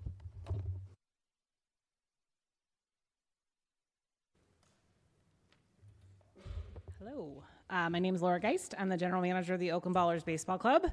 And as you can imagine, over the course of the last 2 years, I have submitted for a lot of permits as we have reimagined Raimondi Park. So we've done building, we've done conditional use, we've done special event. We have used the gamut of all of the permits that Oakland needs and offers. And I just have to say that this process has been, you hear about permits and you hear that it's such an arduous, horrible thing, and that has just absolutely not been our experience. Every department that we have worked with has been super helpful in walking us through the process, and then once we've done it once, we've been able to go in and self-service, which has been a huge saving of time, effort, money on our part. And I will say that without the help and support that we have gotten from the permits department, we would not have been able to open in 2024. As a result of all of that help and partnership, the community has a new resource. The community, not just for the Ballers, but also for Little Leagues and for partner communities. We've hosted over 200 community groups into the park, and we hire over 150 different seasonal employees. So Thank really you for your comment.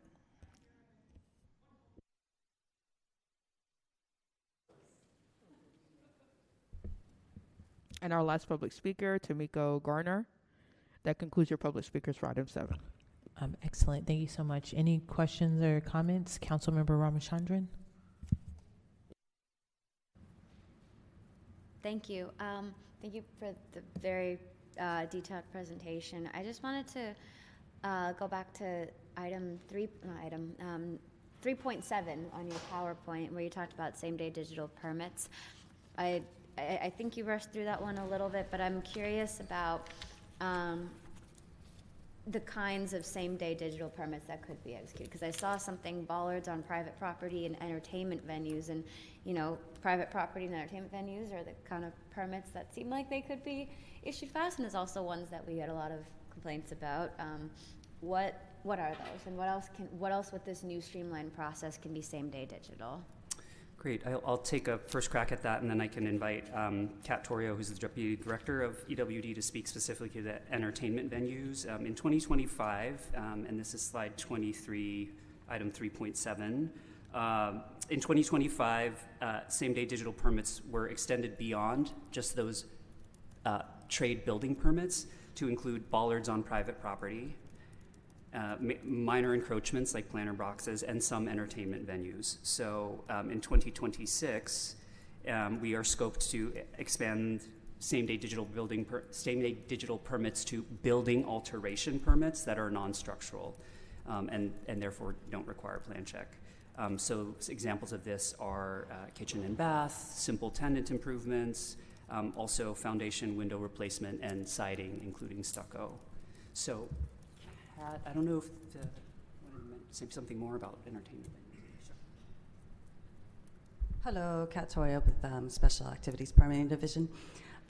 So for our one-day permits, if you have all of your documents in order for an entertainment venue, which would include like a fire inspection, it would include your business tax license, it would include your insurance and a few other things. If all those items are in place, then you're able to get your EV permit very quickly. It could be same day, it could be a couple days, depending on if it lands on a Friday at 4 o'clock or not. So we have a lot of things that are set up that way. As long as we get the materials from the applicant, we can move forward very quickly. Thank you. This is very exciting. That's all. It's a very good question. So minor encroachment, that would include like residential street closures? Specifically, I believe we're talking about planter boxes, and Assistant Director of DOT, Jamie Parks, is here and maybe could answer that with more specificity.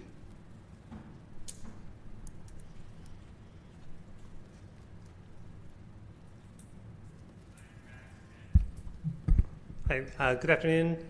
Jamie Parks, Assistant Director with Department of Transportation. There are a lot of different minor encroachment permits that are out there. This is specific to just the planter boxes, which are very simple. An actual street closure would have to go through a longer process where we review the details of what's being proposed. Thank you. Excellent. And so I did have a couple questions. Well, first off, amazing work. Really appreciate seeing just the cross-departmental collaboration to really bring this to life. We know that out in community, we get a lot of feedback on a lot of these processes within the city. So really delighted to see this progress. And so on that note, I am curious, do we have a method in place to gather before and after performance data to basically evaluate the effectiveness of the changes that are being made? Yes, excellent question, and we didn't present all of the statistics. I think we probably could have in this presentation. So departments are in various stages of spinning up monitoring dashboards so that we are really taking as much of a data-driven approach as possible to addressing problems. So I might invite Assistant Director of Planning and Building, Al Marid, up to talk about planning and buildings, sort of monitoring dashboards and the ways that we're looking at data and performance. Okay, thank you. Thank you, Alvin Marid, Planning and Building. Before we start, I just want to make one correction. The hours that were projected earlier, it said walk-in hours are 8:30 to noon, Monday through Friday, and it's actually Monday through Thursday, and Fridays will be appointments all day. So and that will start December 1st. So.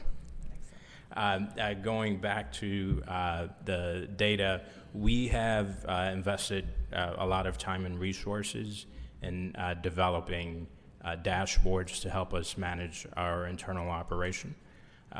We are tracking how well we're doing all the way to the individual level, and anytime we make changes, we do have the capacity to compare the before and after.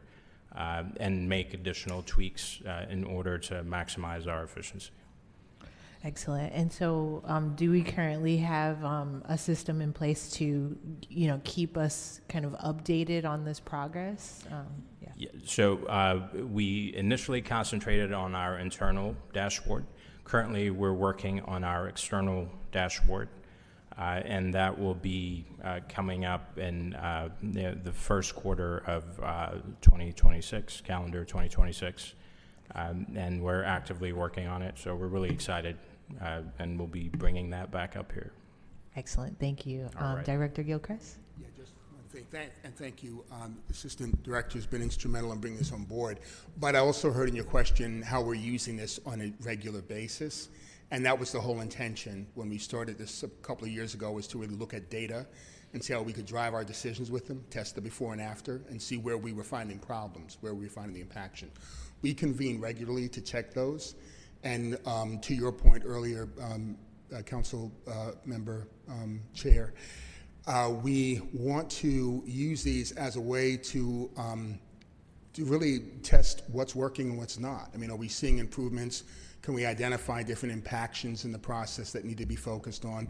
Once you improve one part of a process, then you may find there's something downstream that's holding you up. So then you can concentrate on that. So we are taking a very systems-oriented approach toward this. And the data information, the dashboards we've been putting together over the last couple of years have proven very, very helpful. Excellent. Yeah. Thank you.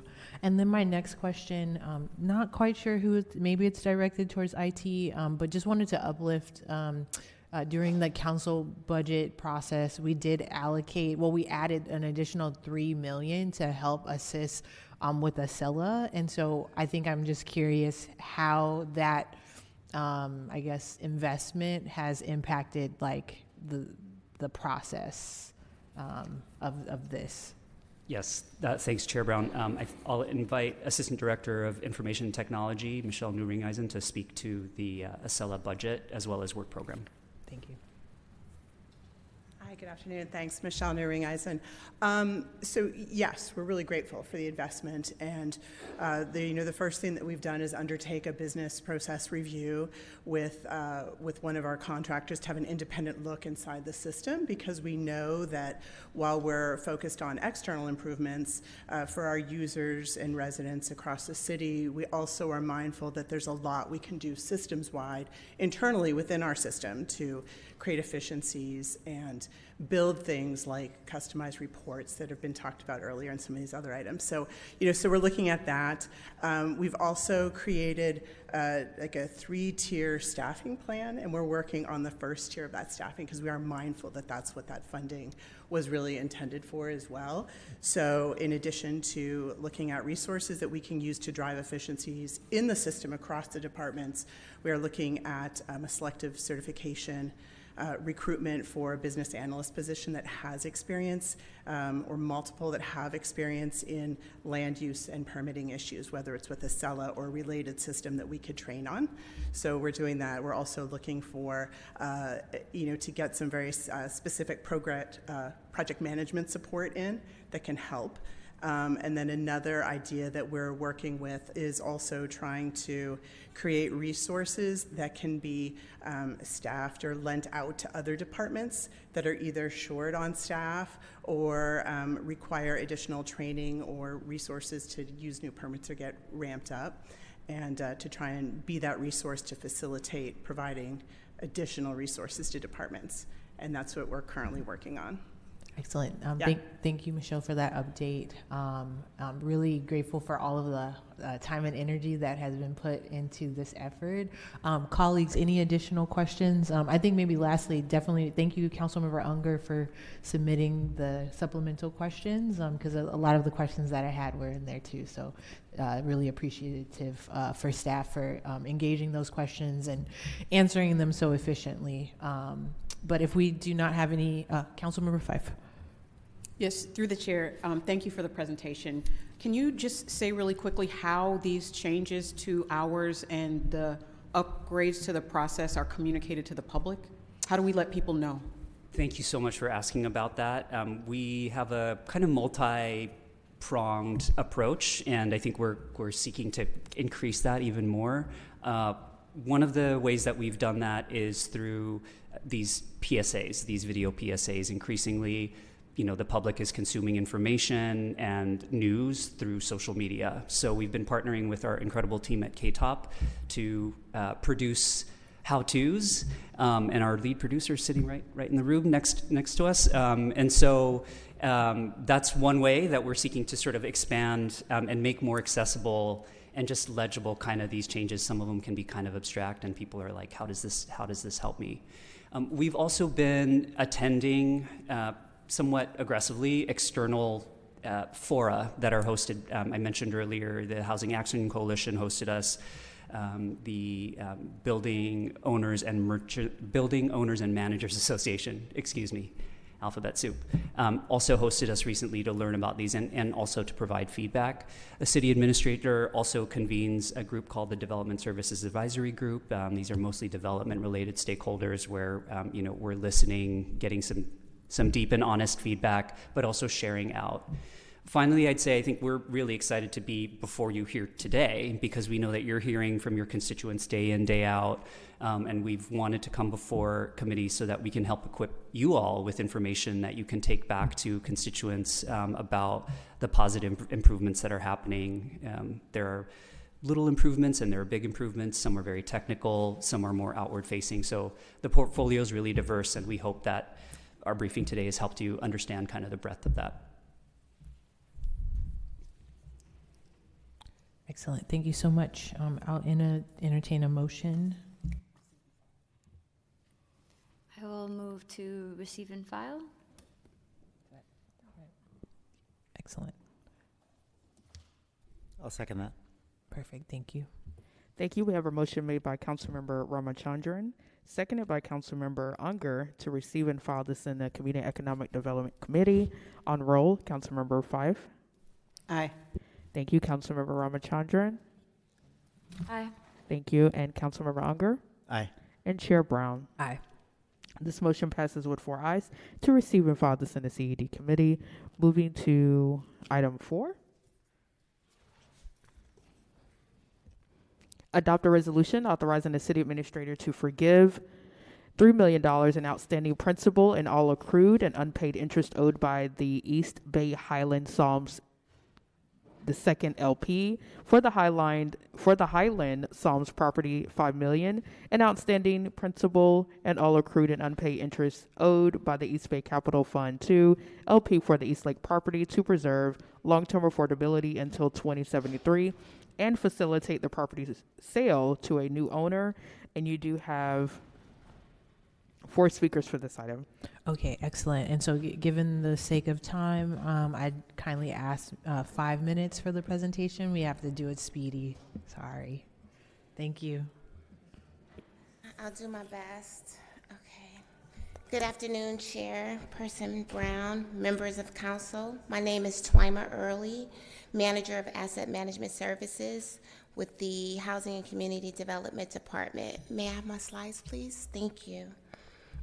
Today I am presenting the recommendation to authorize loan forgiveness for the East Lake Apartments and Highland and Palms properties, 2 affordable housing communities in District 2, represented by Councilmember Charlene Wang.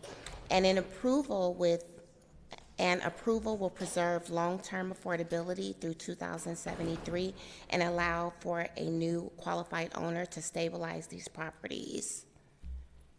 And the presentation will cover the staff recommendation, the background and legislative history, an analysis and policy alternatives, physical and equity impacts, implementation of the timeline, and closing remarks. Went the wrong way, excuse me.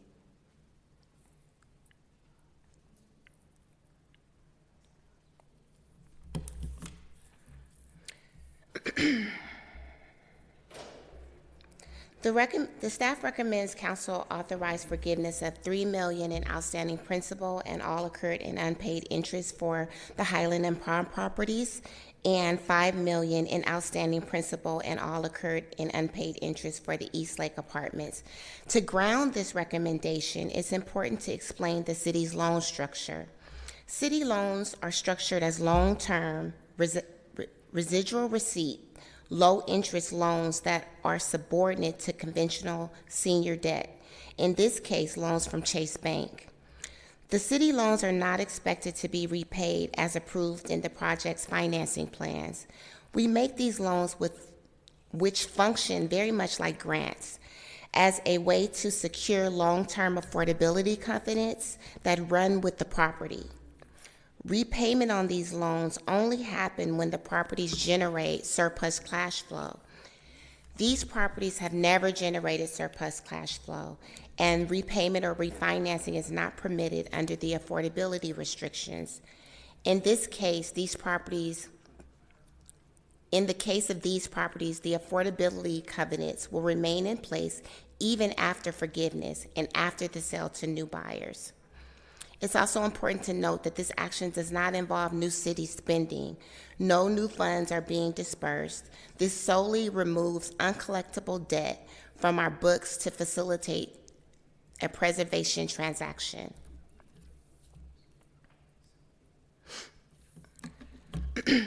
Both properties were part of the Econ, Acquisition and Conversion to Affordable Housing Program, and the awards were funded by Measure KK.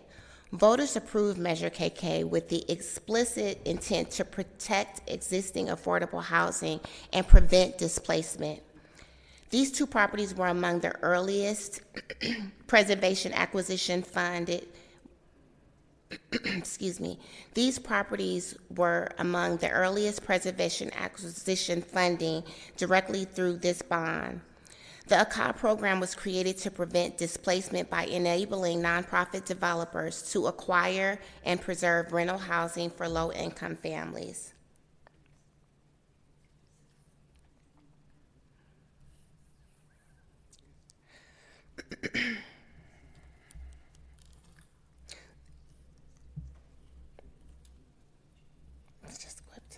Both properties were part of the Econ.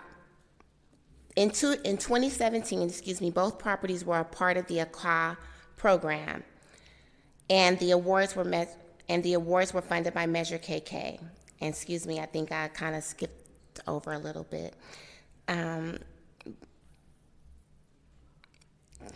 Read that slide. I'm on slide 5. Eastlake Apartments, which shows on the screen, is 35 units. It was built in 1957. And Highland and Palms, which is also 23 units, was built in 1964. Both require significant investment. Ebalzi put in over $4.4 million combined for seismic upgrades, fire restoration, and deferred maintenance. They serve working families, seniors, and households earning up to 80% of the AMI. The total income of these families is approximately $45,000 a year. Income streams vary, encompassing wages, Social Security, SSI, and pension benefits, and housing choice vouchers, which account for about 5% of the tenants. Both properties continue to experience high operating costs, vacancies, and infrastructure needs. The financial condition. Both properties are currently operating at a loss, negative cash flow, zero operating and replacement reserves, and Ebalzi is advancing or making advances or keeping up the properties and keeping the properties afloat. Under the rent-restricted model, revenue was never sufficient to build adequate reserves. The operating deficit forced Ebalzi to advance funds to keep the building solvent. Without intervention, these conditions increase the risk of deterioration and potential foreclosure.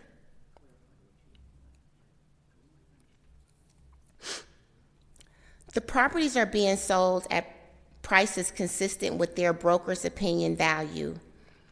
The senior lender is Chase Bank. Sale proceeds do not repay the senior loan in full. Chase Bank is taking a significant reduction of approximately $1.5 million on one property and $900,000 respectively. As the subordinate lender, the city would receive no repayment under any scenario. Chase's willingness to write down $2.4 million respectively underscores the severity of the financial distress and their commitment to also to preserve, to the preservation outcome of these properties. All parties are absorbing losses to preserve long-term affordability. Why full forgiveness is the only viable option? Full forgiveness will preserve 58 units of affordable housing in District 2. It'll prevent displacement of long-term residents that are currently there. It ensures a responsible transfer to a fully vetted affordable housing owner, and it maintains the affordability on these properties through 2073. The incoming owner must demonstrate strong experience operating affordable housing, show financial and operational capacity, present a stabilization plan for these properties, and commit to property improvements. The new owner must also sign a full assumption agreement, legally binding them to all affordability restrictions, all monitoring, reporting, and compliance obligations, enhanced performance covenants requiring timely reserve deposits, capital planning, and quarterly reporting until fully stabilized. If forgiveness is not approved, foreclosure can become a risk. In the event of foreclosure, affordability covenants are wiped out completely. The city loans are extinguished. Rents instantly can convert to market rate. The current residents, whom I will say is 71% of whom are African American, face immediate displacement. A private investor typically acquires the building with no affordability requirements. Foreclosure would eliminate all affordability and cause resident displacement at these properties in East Oakland. Loan restructuring is not an option because the properties do not generate sufficient net operating income to support any new debt, as rents are capped at affordability restrictions and cannot rise to market levels. And if we reduce the interest, which we looked at, the rates would provide minimal relief. And right now that loan is at 3%. We could go down to 0%, but it wouldn't help the situation. If not approved, we're risking foreclosure, 58 families losing their homes, the city loses the affordability protections and financial oversight.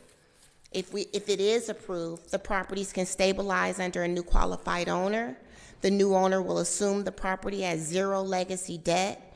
Reserves will then be able to be restored, giving the property a buffer for operations and repairs.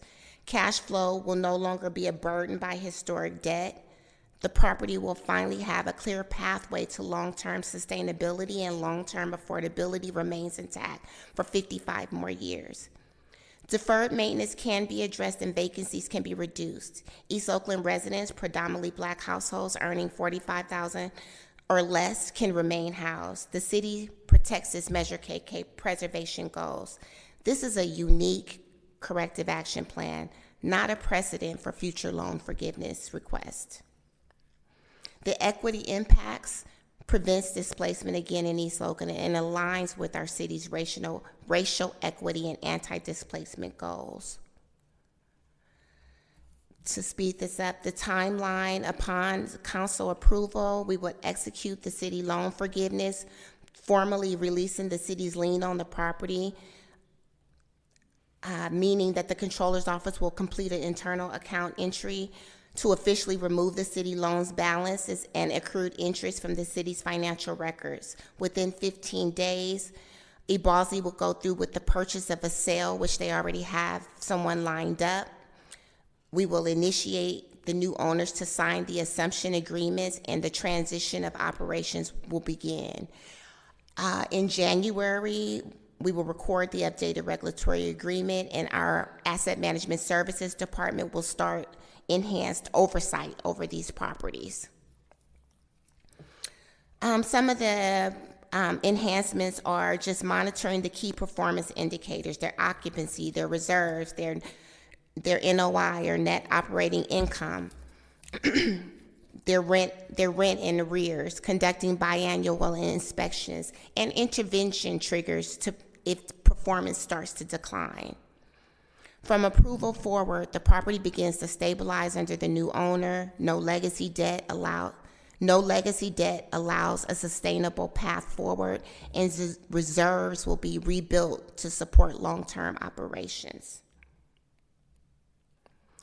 Again, in closing, staff recommends this is a highly unusual, I admit this is a highly unusual circumstance. 2 distressed properties, negative NOI, no reserves, significant senior lender write-offs or write-downs, and a viable preservation buyer ready to step in.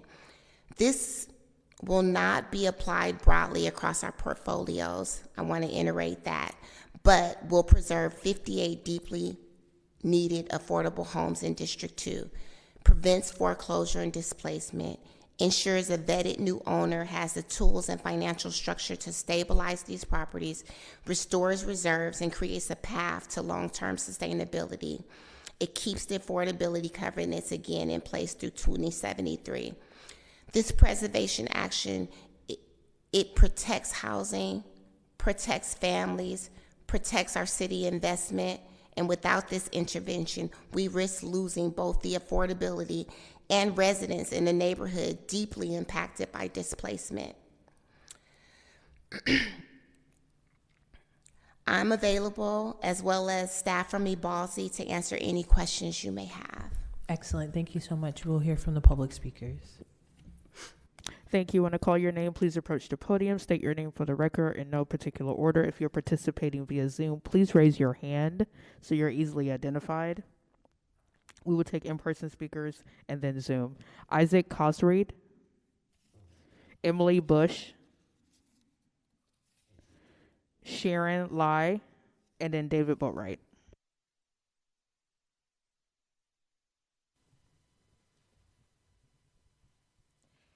Good afternoon, council members. I'm Sharon Lime, the Chief Strategy Officer. Both Emily Bush as well as Isaac Cosreed will be ceding their time to me. May I have their time as well? Great, thank you. So hello again, I'm the Chief Strategy Officer at the East Bay Asian Local Development Corporation. We are here as the requesters of this action before you today. First of all, I want to really thank staff for your hard work in bringing this item forward, as well as to the council members for your time and attention in this request, which the staff has already very thoroughly stated will help us secure the long-term affordability of 58 units of housing in Oakland. As the staff report noted, EBALSI, we are the largest nonprofit affordable housing partner in Oakland, and we continue to be very committed to meeting the affordable housing needs of Oaklanders. The reason that this request is before you today is that EBALSI was the city's biggest partner back in 2015 when we were piloting this program to protect naturally occurring affordable housing away from real estate speculation, and then to convert them to long-term rent-restricted affordability. The specific properties that were acquired in this portfolio, including the market downturn, pandemic impacts, and other factors, has contributed to the current dynamic where these 2 properties before you are no longer financially sustainable for EBALSI to hold on to. In short, the current debt and cost to operate far exceeds the market value and the revenue that's generated from these properties, and they are at risk for loan defaults. Defaulting on the loans would mean that the long-term affordability restrictions would be jeopardized, as well as impending displacement for the population that's currently there. To guarantee the long-term affordability of these properties for the next 47 years, for the remaining term of this loan, the best option really is to sell to a new owner who will be owning at a lower value, which then in turn means that their operating costs will also be lower. Fortunately, EBALSI was able to secure a contract for sale with the affordability requirements intact. The sale, however, requires the bank, the city, and EBALSI to all share in some of these losses. In sum, this request will not impact the city's general fund, will preserve long-term affordability goals, represent the best option for all parties, and must be acted on promptly to avoid significantly worse outcomes. My colleague, Emily Bush, who is the Director of Asset Management, is also here today, and we are more than happy to answer any questions. Thank you for your thoughtful consideration.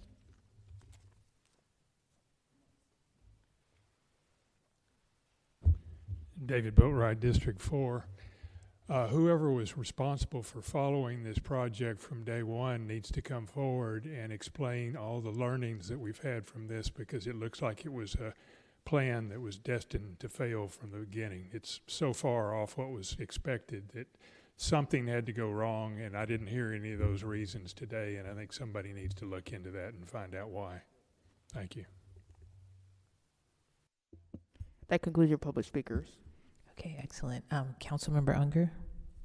Yeah, thank you. I've got some questions for HCD and some questions for Ebaltsi. So you said that this loan was essentially uncollectible and that you never really expected to be able to collect on it, and that is typical for these sorts of loans?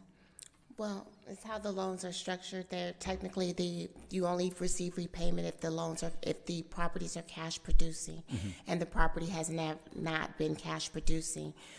Some of the loans not all of the loans are not all of the loans that we give are not always non-cash producing. If that answers your question. It does. I mean, I think in general we'd be able to do more projects if we were getting paid back for the projects that we're loaning on, because they cease to be loans and become gifts.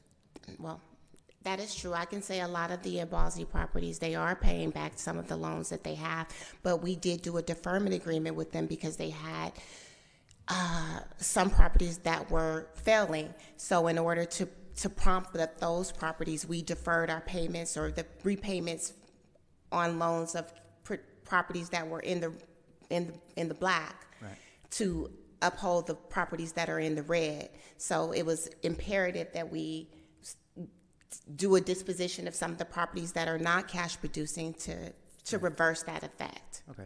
And I appreciate you saying that this is a one-off, but I don't know how we know that. I mean, we have another 40-something million in the ACAH portfolio and other millions of dollars in outstanding bonds. You know, what's to prevent the sort of moral hazard of other recipients coming to us and asking for the same thing? What's to prevent us from being back here 6 months when everybody knows that we'll just forgive their loans? I can say that the Asset Management Services Department is a new formed department that was created about a year and a half ago when I started with the city's HCD. So I can't speak to necessarily what was happening prior to, but I know there weren't a lot of hands on deck to ensure that all of these loans were being monitored. Since I've started in the department, we've created procedures,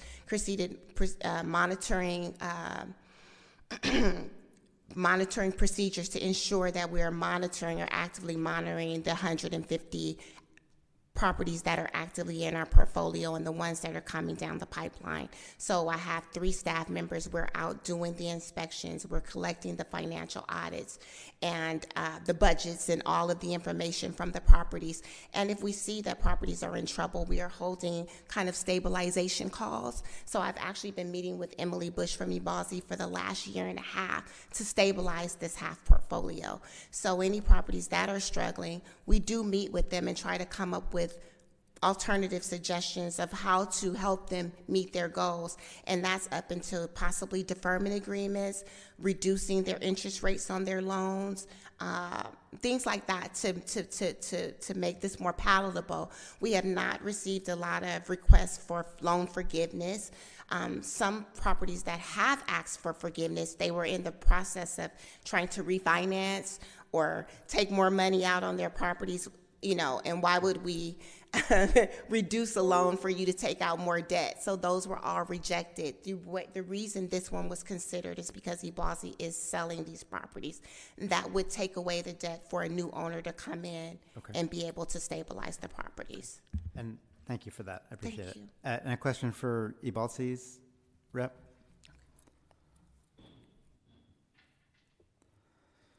Thank you. So, I understand why we're in this pickle. You bought at the peak of the market. There was more work than you were expecting, the pandemic, all of these sort of, unforeseen events. And I also really appreciate that Ebaltsi is a huge part of our affordable housing in Oakland, kind of too big to fail. You've been here for 50 years. We need you to be here for another 150 years. And so that's all really important. But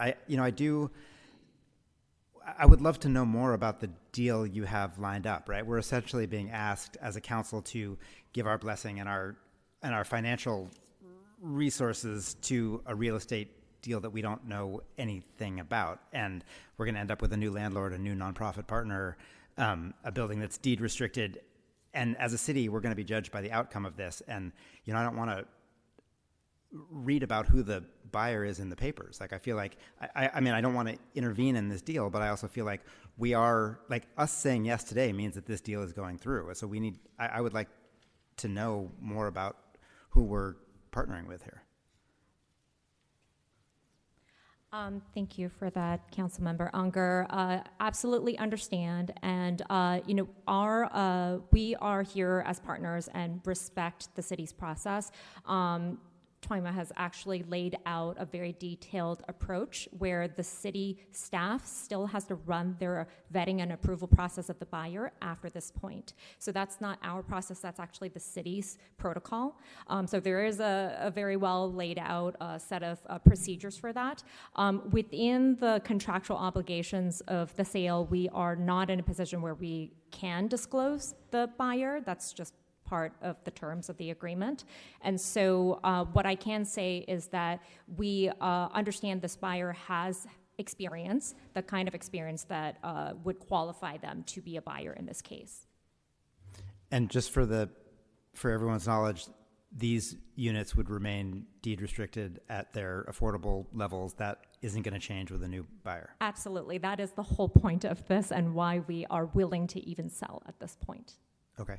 And are you worried about the rest of your portfolio?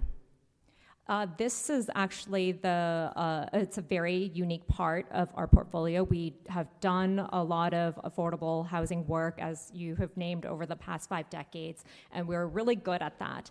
This was a special, frankly, an innovative approach that we were trying to step in for the city during the height of the market when we were seeing a lot of speculation and a lot of displacement. And, we have learned from that, but the rest of our portfolio without these properties will be at a much more stable place, and that's really what's important here. Okay, I'm done. Thank you. Excellent. So a lot of my questions were similar to Councilmember Unger. I think I did hear staff lay out.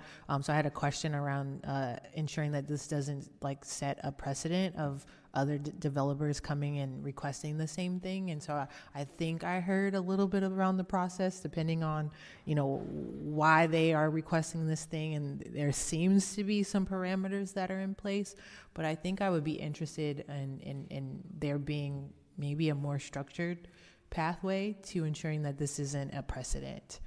So that was the first thing that I wanted to uplift.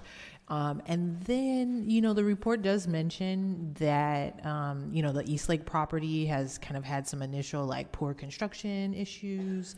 And so I guess I'm curious, with the new owner, how are we ensuring that they are able to kind of overcome some of those issues? And then I'm mostly asking that question because how are we ensuring that we're actually protecting the tenants from this new owner and ensuring that they can, these units actually stay affordable as what was stated? Start. My name is Emily Bush. I'm the Director of Asset Management at eBaltC. We inherited extensive deferred maintenance at these properties. We invested millions of dollars over the course of the period that we held to try and address issues as they arose, health and safety issues. Part of this debt forgiveness enables the buyer to purchase the property at a lower price and have then additional resources available, which they are laying out through a capital plan, to be able to reinvest in the property in the way that we have identified it needs without our organization having the funds to be able to make this type of investment. I see. And without displacement? Without displacement. Okay. I think another key part of this, which Twyma mentioned, is that with the regulatory agreement in place, remaining in place, that enables the City of Oakland to retain all of its rights to monitor compliance with the regulatory agreement, which includes enforcing health and safety standards. Okay. Thank you. Does Councilmember Ramachandran have her hand up? Nope. Any questions or comments, Councilmember Fife? Okay. I believe that we can entertain a motion to move this item to December 1st council meeting. December 2nd. I keep saying that. December 2nd on consent. Councilmember Unger. Yes, I will make that motion. Second. We have a motion made by Councilmember Unger, seconded by Councilmember 5 to approve the recommendations of staff and to forward this item to the December 2nd, 2025 City Council agenda, and that is on consent. On roll, Councilmember 5. Aye. Thank you, Councilmember Ramachandran. Aye. Thank you, Councilmember Unger. Aye. And Chair Brown. Aye. The motion passes with 4 ayes to approve the recommendations of staff and to forward this item to the December 2nd, 2025 City Council agenda, and that is on consent. Moving to item 6. Adopt an ordinance as recommended by the City Planning Commission to 1. Amending Title 17 for the Oakland Municipal Code, 2A. Adjust regulations for permitted and conditionally permitted activities and facilities for the purposes of providing greater opportunities for the ground floor activities and ease the permitting burden for commercial, civic, and low-impact industrial activities, and B. Make related miscellaneous and administrative changes, and 2. Making appropriate California Environmental Quality Act findings. And you do have 4 speakers.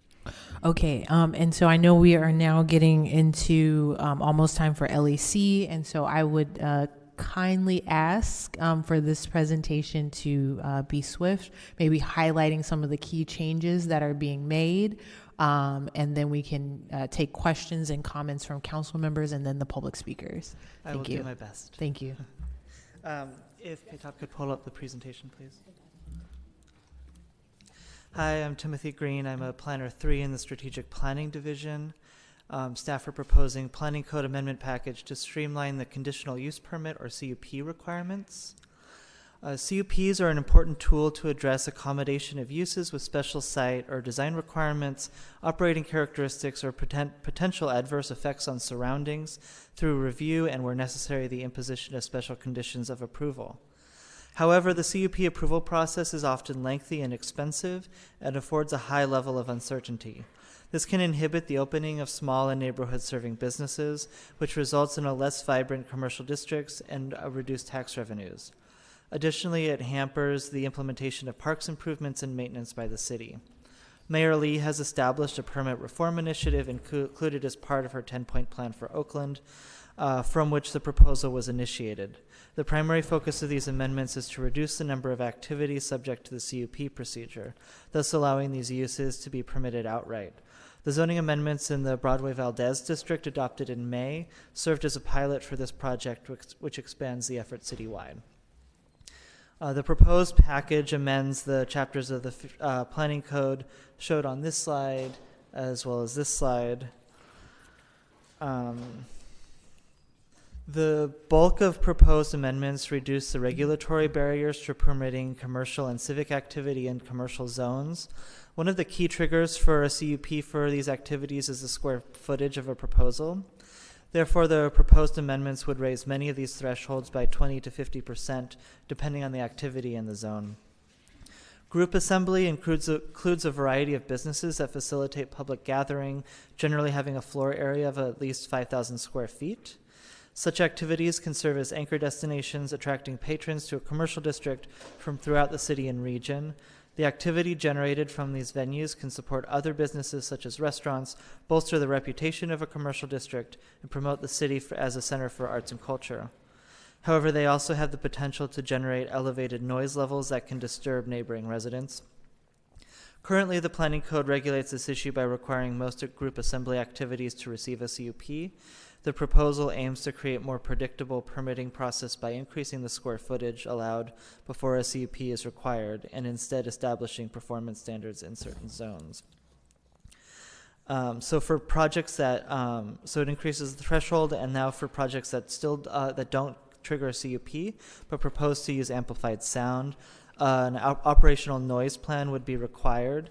This would document the potential noise generation of the project and describe any mitigation required to meet existing noise performance standards. Traditionally, one of the reasons to require a CUP would be to require this noise study and add conditions as a result. By requiring this with the permitted use as a performance standard allows retention of these requirements without the need for a more lengthy CUP process. Artisan production was newly added to the planning code in 2023, which will be added to most commercial zoning districts as well as certain industrial and residential districts as appropriate. Regulation of mechanical or electronic games such as arcades vary significantly throughout the city's zoning districts and would be newly permitted in many commercial districts as well as certain industrial and residential districts as appropriate. Medical service and animal care are neighborhood serving uses that can generate activity on a commercial corridor, but that contain sensitive operations that should be screened from public view. Ground floor transparency requirements were developed first for the downtown zoning districts, then refined for Broadway Valdez. In those districts, the relevant business must provide street-fronting windows for reception, lobby, waiting areas, while treatment rooms may not face the street. The current proposal expands these requirements to include other pedestrian-oriented commercial districts. The Lake Merritt station zones have been amended to maintain the highest possible consistency with the surrounding downtown zones. This will ensure clear and consistent regulations throughout Oakland's downtown. The open space chapter of the planning code only regulates physical changes proposed or implemented by the city or other public agencies such as East Bay Parks. Within the scope of the planning code, our current permitting framework aims to maintain thoughtful stewardship of parkland by requiring rigorous public review process for proposed projects. However, this results in a trade-off that results in high costs and lengthy approval timelines, which has become a significant concern of the Parks and Rec, Public Works departments, as well as many Oaklanders. The proposed amendments aim to balance these competing goals by reducing costs and delays while maintaining public review commensurate with the impacts of a given project. A couple activities are proposed to be directly shifted from prohibited to permitted, meaning the uses would only go through the Parks and Rec approval process and not be reviewed by planning. Namely, food service and other concessions would be newly permitted in active mini parks and linear parks. This activity only includes fixed structures and does not include mobile carts or trucks. We have drafted an amendment to clarify this, which you all have received just now.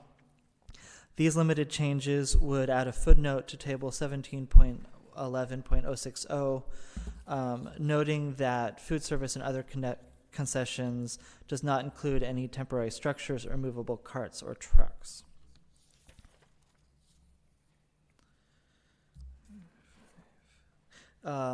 These limited changes would allow for activation of parks by providing concession booths in any type of city park.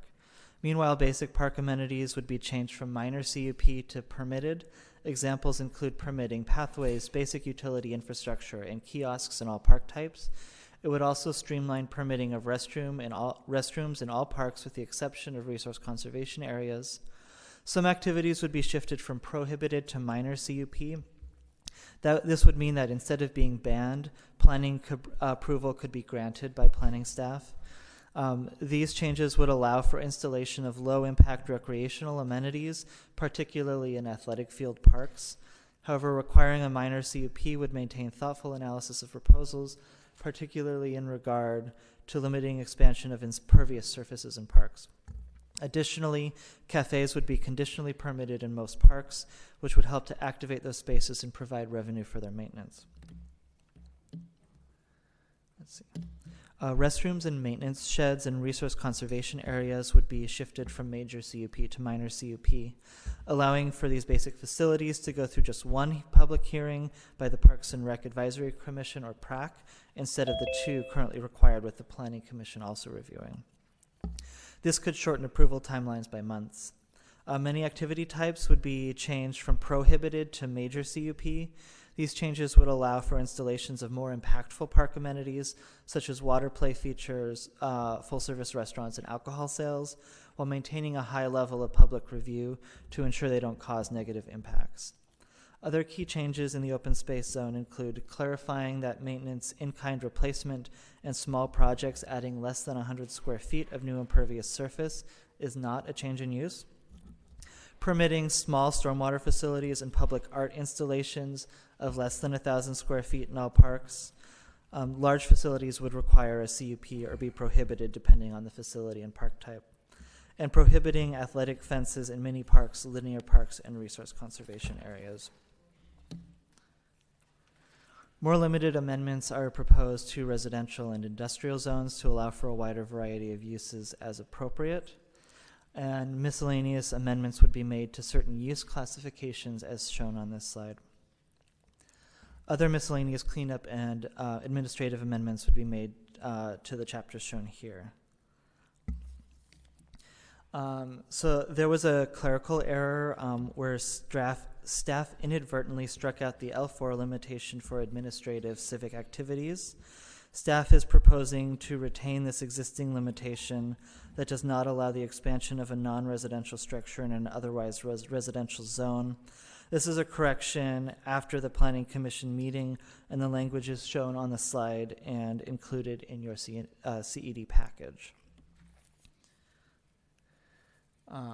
Here's our tentative timeline, hoping for implementation early next year. So staff requests that the City Council conduct a public hearing and upon conclusion adopt an ordinance as recommended by the Planning Commission. 1, amending Title 17 of the Oakland Municipal Code, the Planning Code, to A, adjust regulations for permitted and conditionally permitted activities and facilities for purposes of providing greater opportunities for ground floor activities and ease the permitting burden for commercial, civic, and low-impact industrial activities. And B, make related miscellaneous cleanup and administrative changes. And 2, making appropriate California Environmental Quality Act findings with the following revisions. 1, retain L4 for administrative civic activities in all zones in Table 17.1701. And 2, add footnote to Table 17.11.060, stating that food service and other concessions does not include any temporary structures or movable carts or trucks.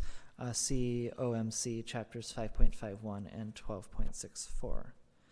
And that concludes my presentation. Excellent. Thank you so much, and for uplifting those important amendments. Councilmember Ramachandran? Yes, thank you. I am in strong support of the amendments and appreciate the clarification. And also, I have received, as I know the department has as well, a number of concerns about basically on the open space requirements, whether or not private food vendors would be able to not go through the regular permitting process. And to my understanding, the clarity, including the amendment, is that no, that the process is unchanged for private food and concession vendors? That's correct. How it works and would continue to work is Parks and Rec or a similar department would submit an application to us that they want to build some sort of concession stand. We would review that, but then that department would go through an RFP or other concession agreement process to find a concessionaire for that facility. Thank you. Excellent. Thank you. Councilmember Fife? Let me get this going because we're a little behind. But I do have to ask, I see some of my constituents in the chamber regarding this item. There's a lot of challenges around Lake Merritt. I saw a discussion happening over on the side, so I don't know if it was addressed, but I am concerned about something similar to what Councilmember Ramachandran just stated and want to know, what happens with the existing vendors that are not regulated? Will there be any type of enforcement to require permitting, or how are we addressing some of the abuses that we're seeing right now? Yeah, so I guess this is Laura Kaminsky, Strategic Planning Manager. So I just wanted to clarify, so what is in the planning code is actually dealing with structure. So essentially what we're talking about is that if you're building a new kiosk that would allow for that the Parks and Rec Department or Public Works wanted to build a new kiosk that potentially could then in the future house somebody through an RFP process, a food vendor that would maybe want to be in that kiosk, but it's only if it's something that the city wanted to do. That's what our proposal is talking about. What I think the concern is that we're hearing from the public is these mobile food trucks that are not permanent, that are not fixed, and that the planning code does not actually speak to those at all. That is a separate process in the municipal code, and that is done through the Parks and Rec Department as a process of people applying for a mobile food permit process. And so that actually, what we're changing right now does not change that other process at all. So that is a separate issue as far as the enforcement of these existing vendors that are doing this illegally, and that is done through, I believe, the Economic Development and Public Works.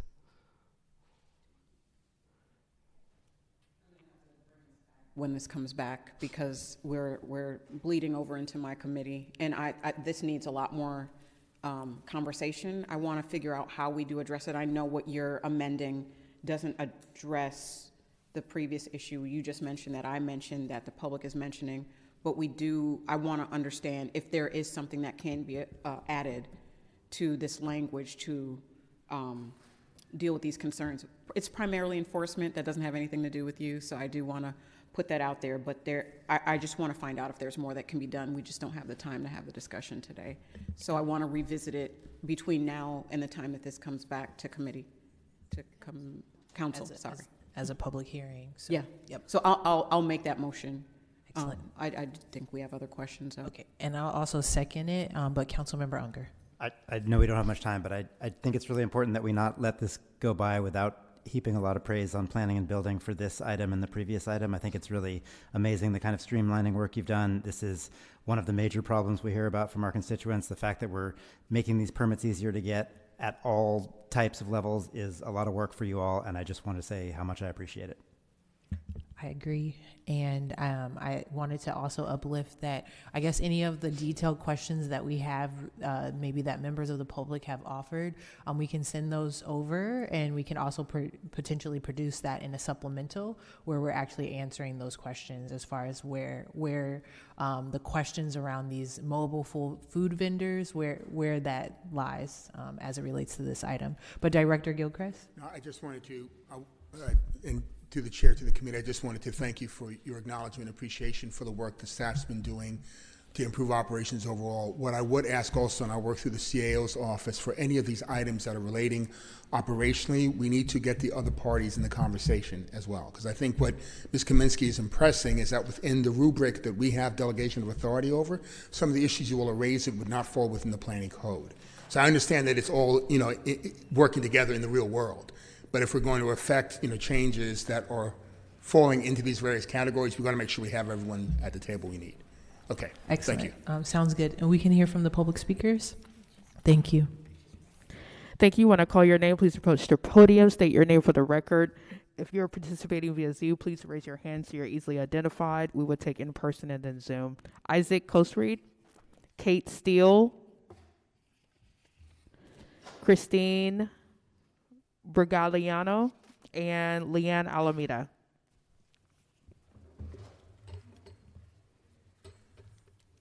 Ready? Mm-hmm. Hi, I'm Kate Steele with the Lake Merritt Community Alliance.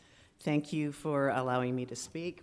Thank you, Planning Commission, for your good work, and most of your work we agree with, but this is not ready for prime time. We will receive this amendment today. I don't think it answers some of the questions we have.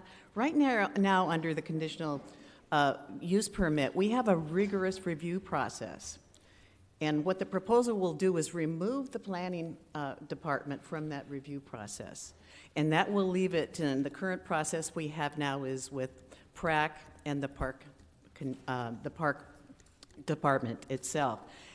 And those processes do not allow the public a meaningful opportunity to participate in the process. We don't get the PRAC agenda. If there was a proposal before then, we don't get the PRAC agenda until one day, it's supposed to be longer than that, before the meeting. And the conditional use permit notice requirement. Thank you for your comment. Thank you. Okay, if we called your name, please approach. I think you called Isaac next, but I don't see him in the room. You can go. Yeah, thank you so much. Thank you. I'm Christine Brigagliano. I am here on behalf of Lake Merritt. I'm here on behalf of Lake Merritt Institute, and it's unclear to me whether the things that we're worried about are actually pertinent to the Planning Commission's suggested changes now that they've done the amendments. But we are very concerned about any permitting process for food vending and vending in any of the parks, particularly Lakeside Park, that would not include an environmental impact review. Our parks are precious assets, and we are worried that any outdoor space lost or space lost in the parks that would be given away for commercial purposes will never be recaptured. So we urge the City Council to limit the use of the parks for enjoyment. We totally support the suggestions for improvement. Thank you for your comment. Thank you. And any more public speakers? Excellent. Moving to our Zoom speakers, Leanne Alameda, please unmute yourself and begin your 1-minute comment. Hi, thank you for this opportunity to speak. I'm Leanne Alameda, Chair of the Lake Merritt Community Alliance. I urge the committee to remove the permitting changes for food service and concessions in our parks. I am confused about this amendment and how this changes anything around the concerns myself and other park leaders have. I met with the city planning staff and they did not make this point at any point about it being for city structures, and they knew what our concerns were around vending in our parks. This fundamentally in your packet shows that they are changing minor cups, which involves the planning committee, to permitted, which means it goes to Parks and Rec and PRAC to approve these. It does not allow for the more rigorous review that the planning committee would do, which includes public review, public hearings, and mailed notices to residents within 300 feet. This needs to be removed until there is more clarity. Please remove this portion of the permit. Thank you for your comment. That concludes your public speakers for item 6. Okay, thank you so much. Just want to share out that the section within the code, within our code, 8.62090 is the one that specifically relates to the mobile food vendors. So just wanted to share that out. It does sound like maybe there's some additional questions and concerns, but I know that each of our offices could reach out to planning and building to ask some of those specific questions. But currently on the floor, we have a motion and a second, and we know that there were 2 amendments that were read into record, and so accepting the motion with those 2 amendments, and to be on the December 2nd agenda as a public hearing. Thank you. We have a motion made by Councilmember 5, seconded by Councilmember Brown, to approve the recommendations of staff and to forward this item to the December 2nd City Council agenda as a public hearing. On roll, Councilmember 5. Aye. Thank you. Councilmember Ramachandran. Aye. Councilmember Unger. Aye. And Chair Brown. Aye. Motion passes with 4 ayes to approve the recommendations of staff, and this is to be forwarded to December 2nd, 2025 City Council agenda as a public hearing. Moving to open forum. You have 2 speakers. Please approach the podium, state your name for the record. If you are participating via Zoom, raise your hands so you're easily identified. David Boatwright and Jennifer Finley. Okay, so maybe Jennifer. That concludes your public speakers for open forum. Excellent. Thank you all so much. This meeting is adjourned.